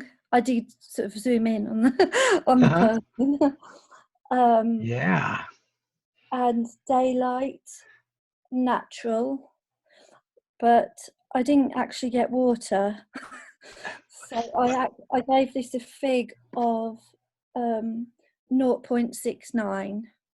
A fig of 0.69. Okay, well, that was taking the fact that you didn't get water in well. I love the natural. We had a long conversation about land. Right. The stuff to the left, the coral, and what we decided is it's tough. Is that really land or isn't it? And I have no problem with you taking, it's going to be an individual one that's Yeah. certainly hard and connected to land and everything. So no problem. I think the really good part is the biological human, male, young, and brunette. And they all came at once. It looks like a female to me, but good enough, no problem. I didn't actually mark the brunette and male because I couldn't tell. Uh-huh. So I just marked the young and human and biological, but yes. I Yeah, would they have given, I don't know about the brunette part, but I would have given, I don't know, after human and male, I certainly would have given the male a little B. Yeah. And natural, Yeah. and motions. Yeah, very good. Oh, let's see what you did over here. It's interesting, I see. You marked all of your diagrams into pieces. And I've seen that done before. I don't do that, Right. but you have, and it obviously helped you get into stage 2 and 3. Yes. Okay, so you can see people have worked out variations that they're comfortable with. If you're brand new, I really suggest just sort of doing it do it the way Tom suggested, and sometimes these variations will come naturally. Okay, so if I've counted correctly, and let me do one more to see if there's anything new here.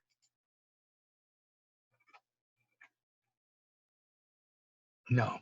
Okay, so we actually have a large majority of reds. So as a group manager, we're about to go to the 1, 2, 3, 4, 5, 6, 7, 8, 9 to 1. And not all of those were above 4.5, but plenty of them were 1, 2, 3, 4, 5 to 1 if I use what we see as the other one. So the group prediction is red with a 0. Ooh, I didn't take mine all the way. I'll have to add that later. But in the system, that will be the thing. And now let's us go and do the live roulette, which has probably gone away now, but I can get it back. The importance. They usually have a time limit on this. Here's my 5 dimes. We're using 5 dimes. And one of the nice things about this is I can wait until people also come in. So in principle, you could wager on this yourself. And I always recommend people, like the person who went in the other direction was a 4.5. If they were a member of 5 dimes, oops, they even took my balance back because I waited too long.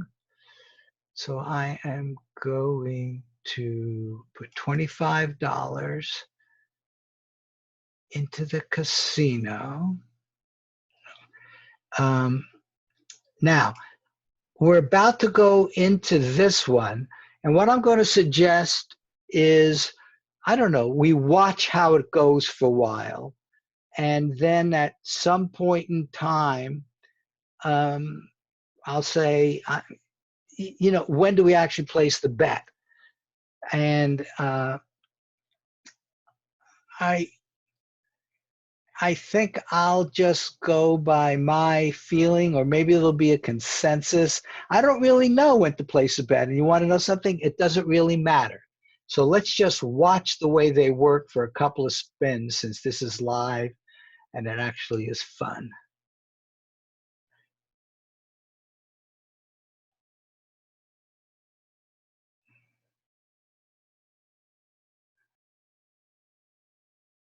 Okay, one of the things I can do, we can actually hear what's going on in there.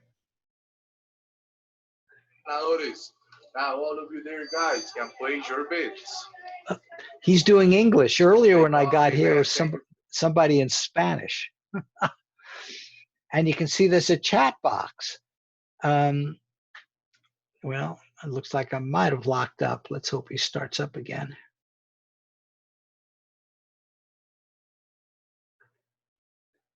But you can see some of the other options were blackjack, and different versions of blackjack in terms of the live. Now, I For don't, your tip. there we go.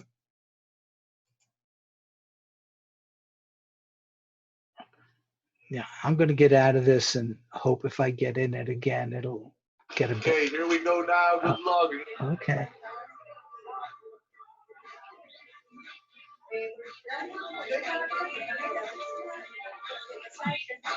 So they call this European roulette the Vegas style. Okay, now the winner number this time 27 red from tier sector, guys. Número ganadores 27 rojo. Congratulations, winners. Felicidades, ganadores. Now, all of you there, guys, can place your bets. Come on. Okay. Let's watch one more and then we'll do it. Legacy and round. Oh, they've got a new person coming in. Okay, Maybe. guys. We're ready. Contact support for you. Now, hope you are ready there. Let's see what happened this time. Last bits. Man, that's the way I called him. Have to press a button to turn a light on here. So he was turning it off. Here we go, guys. Good vibes, good luck. Now, no more bits.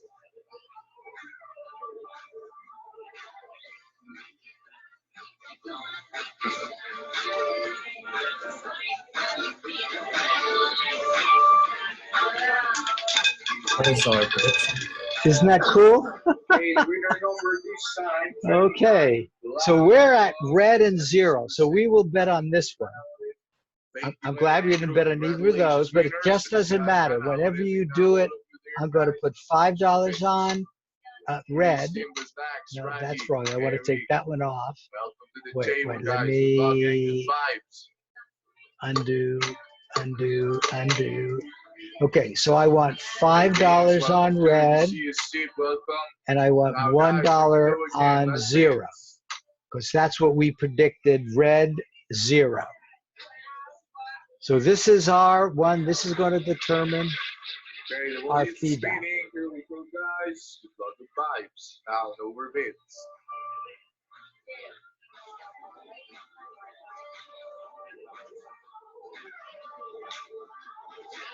Hey, Chris.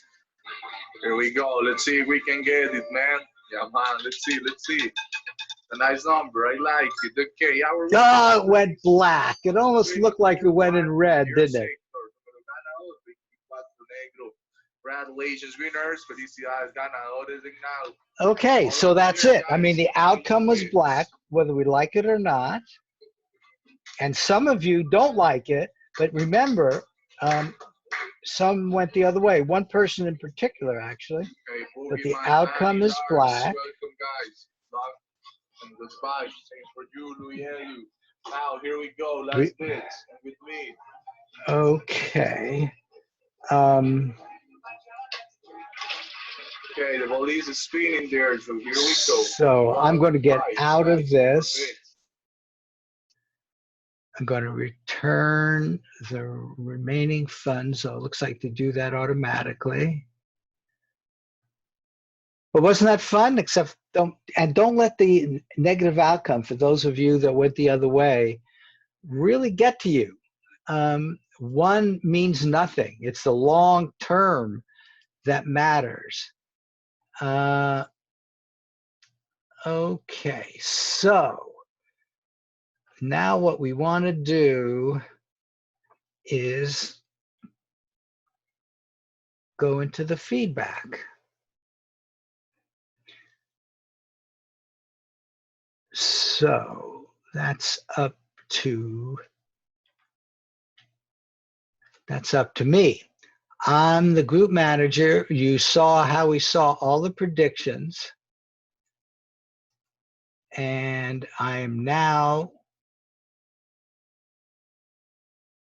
oh, wait, no, well, hold on.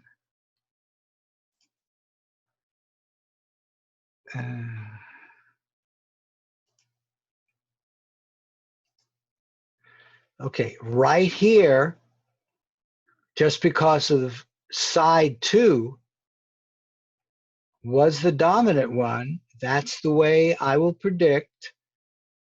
There's no particular line here, though I suppose I could put in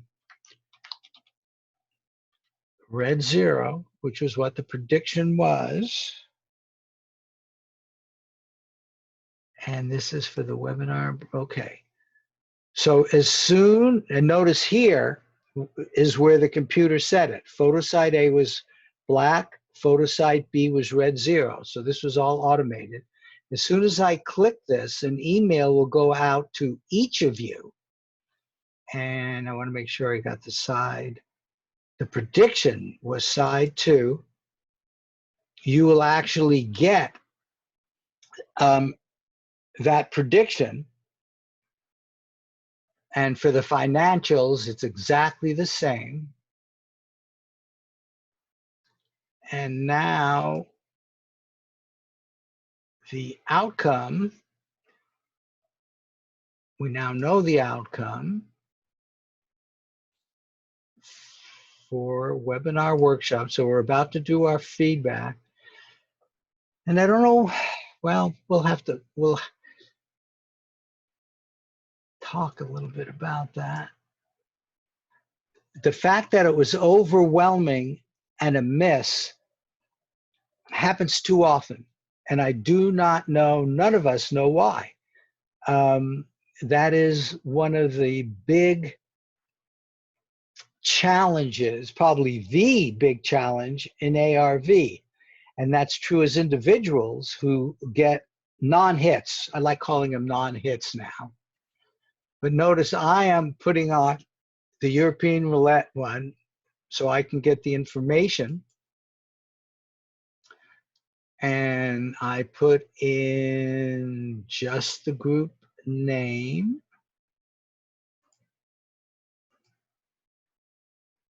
And it will tell me the prediction was side 2, but in fact,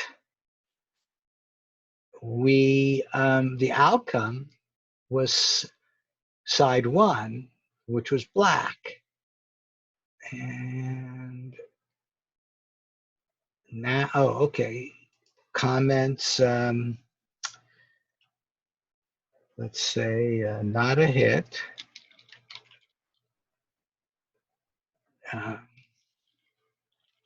But we learned a lot, I hope. And that's what we need to talk about next. Okay, so you now should have in your emails, and I'll check mine. Where's my email? And you can check your email. Here's where it says, you can see from the standpoint of just a straight logistics protocol, it's very straightforward.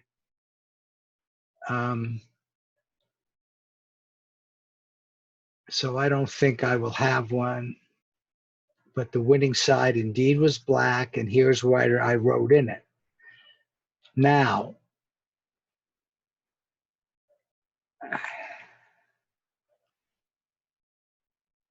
so that's what we did. Let's talk about feedback. Hits are really great. And I think, Paul, I think you were the one who got a hit. How you feeling?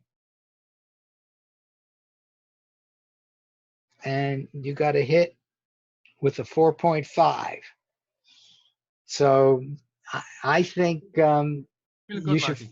yeah, you should feel good. The You know, important thing was my reaction when I saw the ball fall into black. mhm. I immediately reacted. I threw my hands up in the air, started Yeah, celebrating. perfect. To make that emotional feedback loop. That's so important. That is so important. Now, let me ask you, because you've been doing this for many, many, many, many years, you know, you really get into it. What would you have done if it fell into red? I wouldn't have reacted. You would have tried to stay neutral. Yeah. Okay. Absolutely. Okay.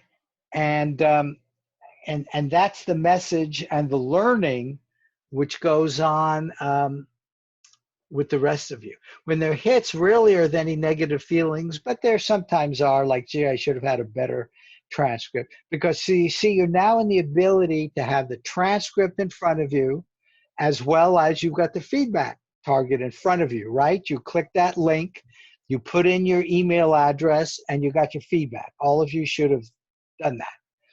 Paul, you've done it, and you can now see a lot of the good stuff. I recommend actually on a new sheet of paper, but some people like to do it on their original transcript, to really duplicate the really good stuff on a new sheet of paper, on the left side like of the sheet of paper, put the coordinate at the top.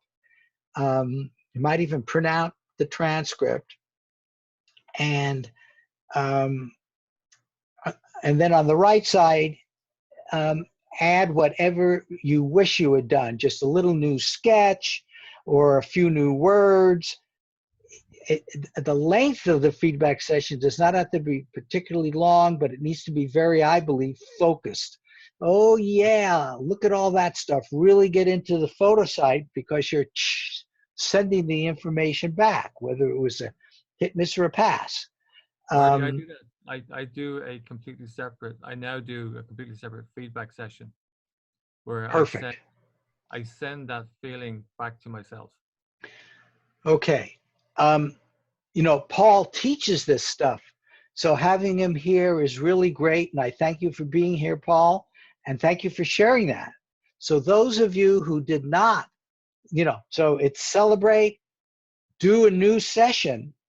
Even though you know the truth, you're not really cheating, because you're doing it in a way with, the best I can say it is with your remote viewing eyes.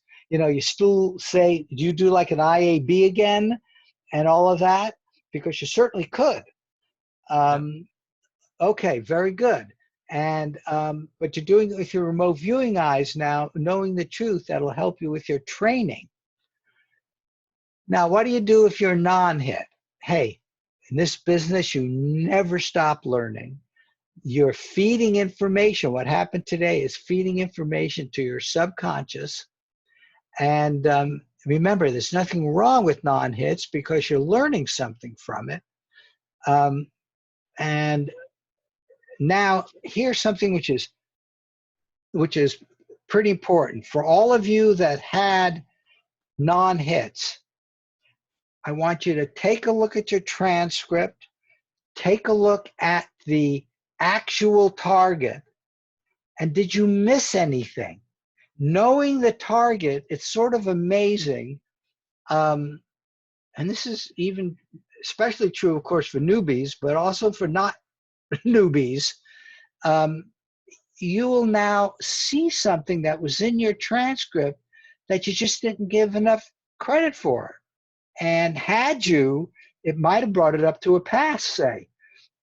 I've had people tell me that they missed enough in it that they actually would have gotten a hit from a non-hit because it was a pass. Take a look right now, and I'd like to see, let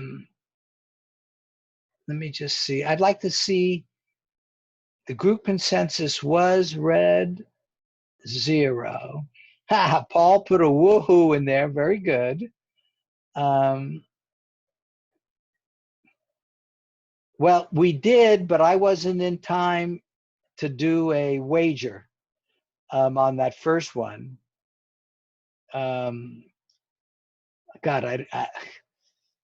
if you're going to say somehow that should have been the feedback, it just isn't. The feedback was when I wagered. That was the intention of me as a tasker.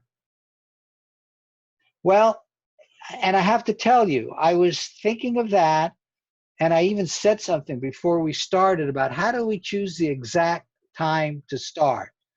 And I just did it based on my intuition. And if you want to blame me, feel free. Next time with blackjack, maybe what we'll do is just say the first time I could put a bet, but you see, it might come in a little late. This is live, so it's a little bit like being in Vegas. And usually you have to wait for him to do something, but I hear what you're saying.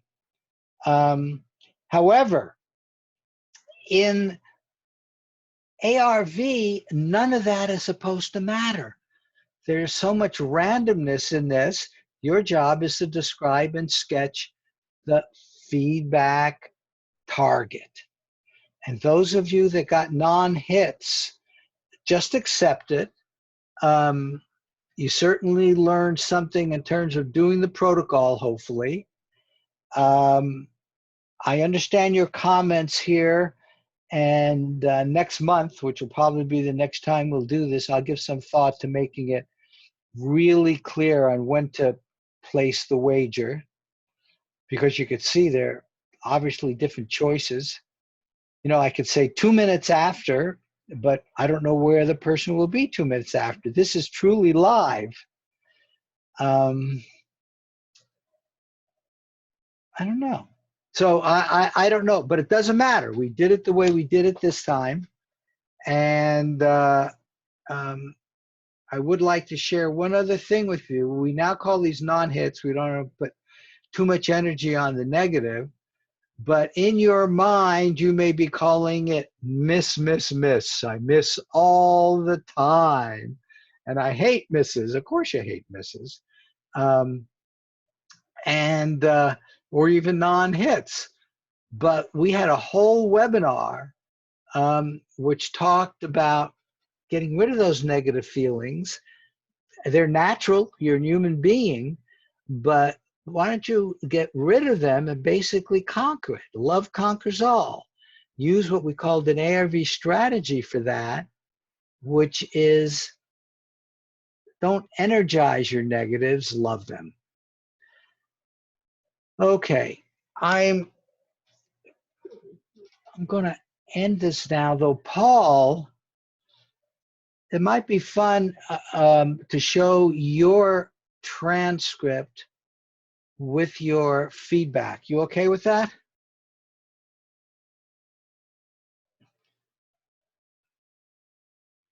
Yeah, Marty, no problem.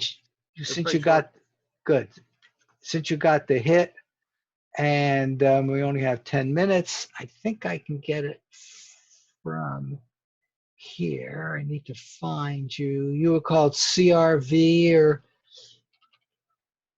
CRV trainer. Yeah, there you are, CRV trainer. Okay.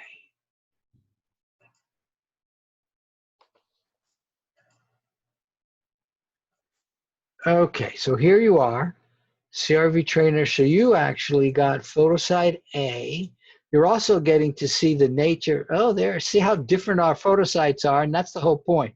You won't know what they are, and so that's why I just let you subdo its thing.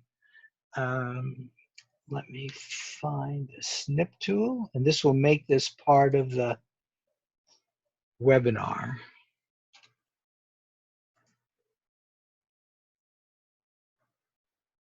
So I'll copy that. And those of you that got high scores, it's very subtle.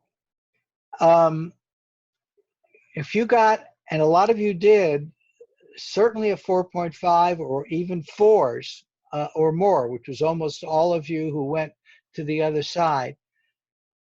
I almost hate to say this out loud because it's going to make you feel good. You're psychic. You know, the picture could have been anything. Look at all the choices of pictures you've seen. And yet, if you judged it, if you analyzed it correctly, and I didn't see anybody tell me that they didn't, if you analyze it correctly, your consciousness went to the other photo that you will never see. You will never see that one. How did it do that? That's part of the wonderful mystery of the universe we live in. You have access to that.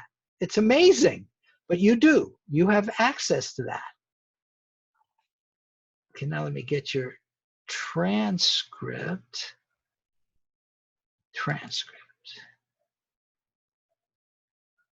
I mean, do you understand that? However, I don't want you to feel too good because, like Skip Atwater used to always say, he had a one-liner, don't do that. You don't want to describe the non-hit. You want to describe the actual target. Okay, so Paul, oh, you too do that approach of taking partials. Isn't that interesting? Maybe that was one of your students. Okay, go ahead. Take us through it, and you know, what was your fig and how many hits did you get and that sort of thing. I went for the old style analysis because I'm not familiar with the full tool that. Oh, okay. And so I went through. I looked at the first ideogram, man-made, with an element of space. Second ideogram, Right. I got a stray cat. I got an AOL of blue color. I got a second man-made again of man-made, and then I got a third ideogram of land. And I mean, these perceptions might not mean much, but it's all in the interpretation, as you know, Marty. Right. I got P2, phase 2 perceptions of yellow, enlarged, right? Enlarged immediately struck me as an unusual perception, and oversized, something very big and oversized and enlarged. Texture is smooth, color purple. Again, perception of enormous, so dimensional perceptions are already coming in. I got a really weird AOL of something like big and flat bottomed, and this thing formed on my head of, you know, those big floating ducks you sometimes see in harbors. Big novelty thing. So I just dumped it on the right hand side. What was significant about it was the base. It was something that had a very significant base with something on top. You didn't write that, but you saw that with the AOL, stray cat. Yeah. And then perception of enveloped and wrapped around. So I decided to just cut it there and see how I did. And the very big one was the way it blew itself up. Is that what? Yeah, because this is a close-up. A lot of people here, and I've seen several people do this, would do close-up, but I think that's what you meant for oversized and large. The picture is large. Certainly man-made. It was the object, Marty. The object felt enlarged, oversized for what it was. Okay, and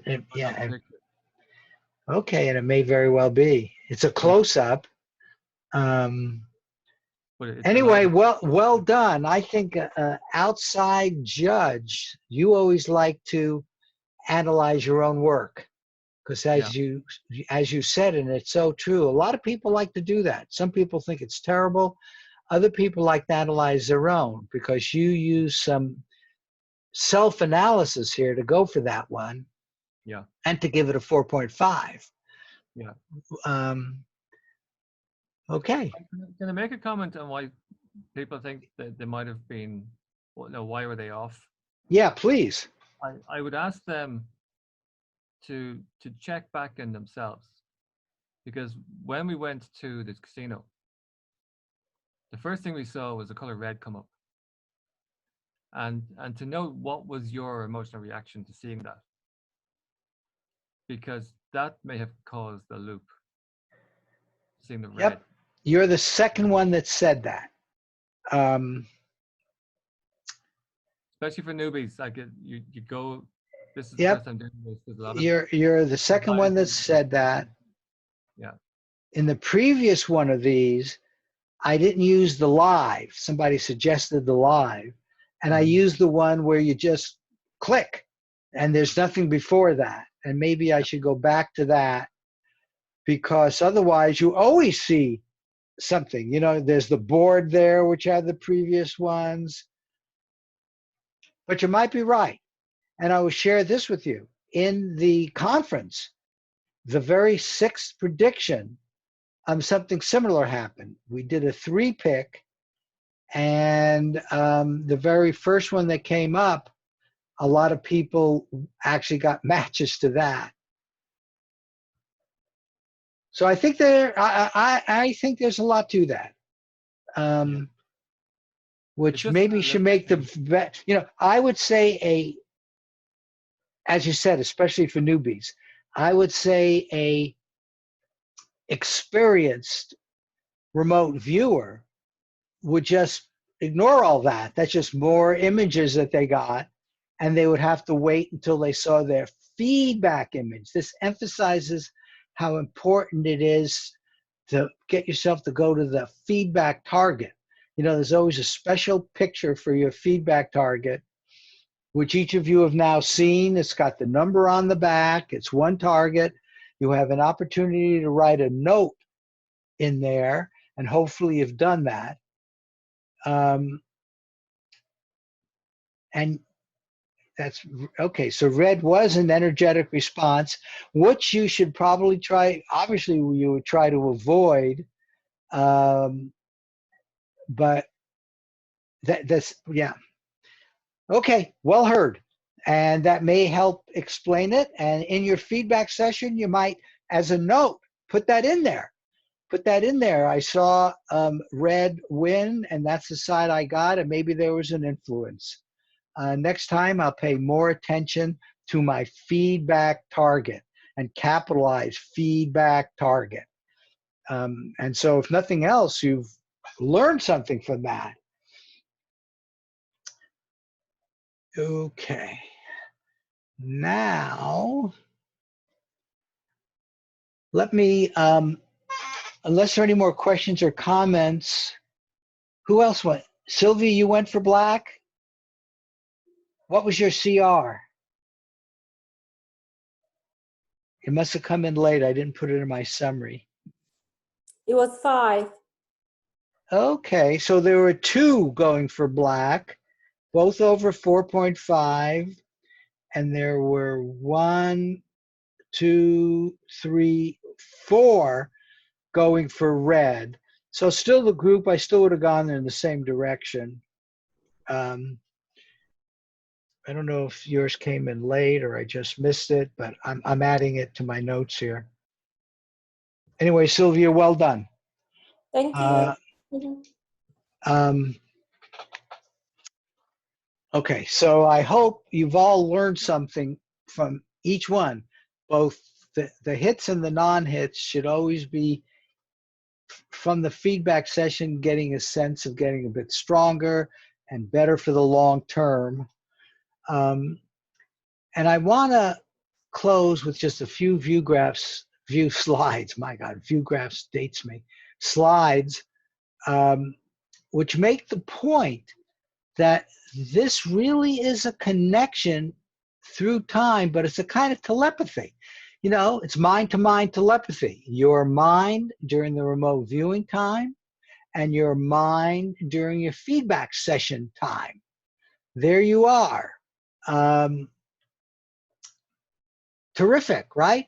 It's actually a kind of remote influencing, but totally healthy, because in the future, you're clearly influencing your past because you're writing down stuff on your transcript, which comes from the future. Even those that got a non-hit, that information, you wrote it down here, but it was likely it came from here. Here is, well, actually, those who got a non-hit, that's sort of interesting. See, none of us understand the exact theory of this. When you get a good hit, it makes sense. It comes from here if you think in linear time. The fact of the matter is, it comes, I'm going to put it right here, from this universal collective consciousness. All of this is connected to the higher power, which is outside of space and time. So what you put on your paper is coming through a connection with all of this. Now notice, the target information is available to you from your subconscious mind. Here, that's how you're getting it, or higher self, or whatever. And you need to know this at a very deep level. I think all of us very quickly get the sense it's not coming from my normal ego intellectual mind. There's something deeper going on, which is really part of the beauty of all of this. I think it's deeply spiritual, actually. And trust that you will take appropriate actions to achieve your precog psi consciousness goals. It may be to get a lot of good matches. It may be to deepen your contact with your subconscious or higher self, whatever you feel. Doing this for the longest term is when you get the best benefit. Doing one hardly means anything. You know, you need to keep learning over time. And being committed to this and integrated in your life so you're not rushing it. So you can always give a good positive intention, pay attention, and have good positive expectations is important. So you need to give just appropriate time to do that. Now, and I wish all of you, and I believe what we're doing here can help, have healthy, wealthy, and wise lives. You know, I believe this enhances wisdom because it enhances depth with the subconscious. And the wealthy part, you know, there's all kinds of wealth. The greatest wealth is health. And I've actually had webinars on how you can use the same approach for health. But, and the wealth comes from the word wheel, which really means, and this goes way back, I think the 1800s, to sharing with those that have less wealth. And the sharing part becomes important because one of the things you know from the deep self is that you're connected to everybody else. So you want to give them some of your wealth, which may very well be just your wisdom, maybe money, property, whatever. In the old days, they would actually sometimes share property, things like that. Anyway, this is something which came into me at the Monroe Institute. They had a guided meditation, and we went through 4 sacred pools, and these are the 4 words.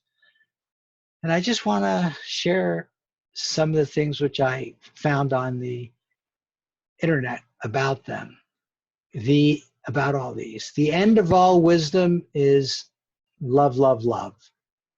Isn't that beautiful? Beauty in things exists in the mind which contemplates them. And this is like the feeling, the contemplation, the feeling. Anyway, beauty is just one of those words, you almost can't put any explanation on it, which is part of the beauty of it, but it's a feeling we've all experienced. Only love gives us the taste of eternity. You know, we're now talking so much more about feelings rather than the intellectual stuff, and that's what's going on here. The key is to stay in the moment. Joy is found in the moment. In fact, your whole life is lived one moment to the next moment to the next moment. And yes, this moment is influenced by the past, but what precognition shows at this moment is also influenced by your future. And you can work to connect those two up. How marvelous. There's such an inner beauty, and it's an inner beauty to what we're trying to expose more and more of. Wisdom is knowing I am nothing. Isn't that a great beginning? Wisdom is knowing I am nothing. Love is knowing I am everything, and between the two, my life moves. Love has reasons which reason cannot understand. Just so amazing how far we've gone from the intellect for all this stuff, and that is what ARV is all about. A thing of beauty is a joy forever. Joy, share it, feel it. And finally, the true heart's longing, love, wisdom, and freedom of being. So I'm going to stop there. Thank you all, and I'm happy to take any questions or comments.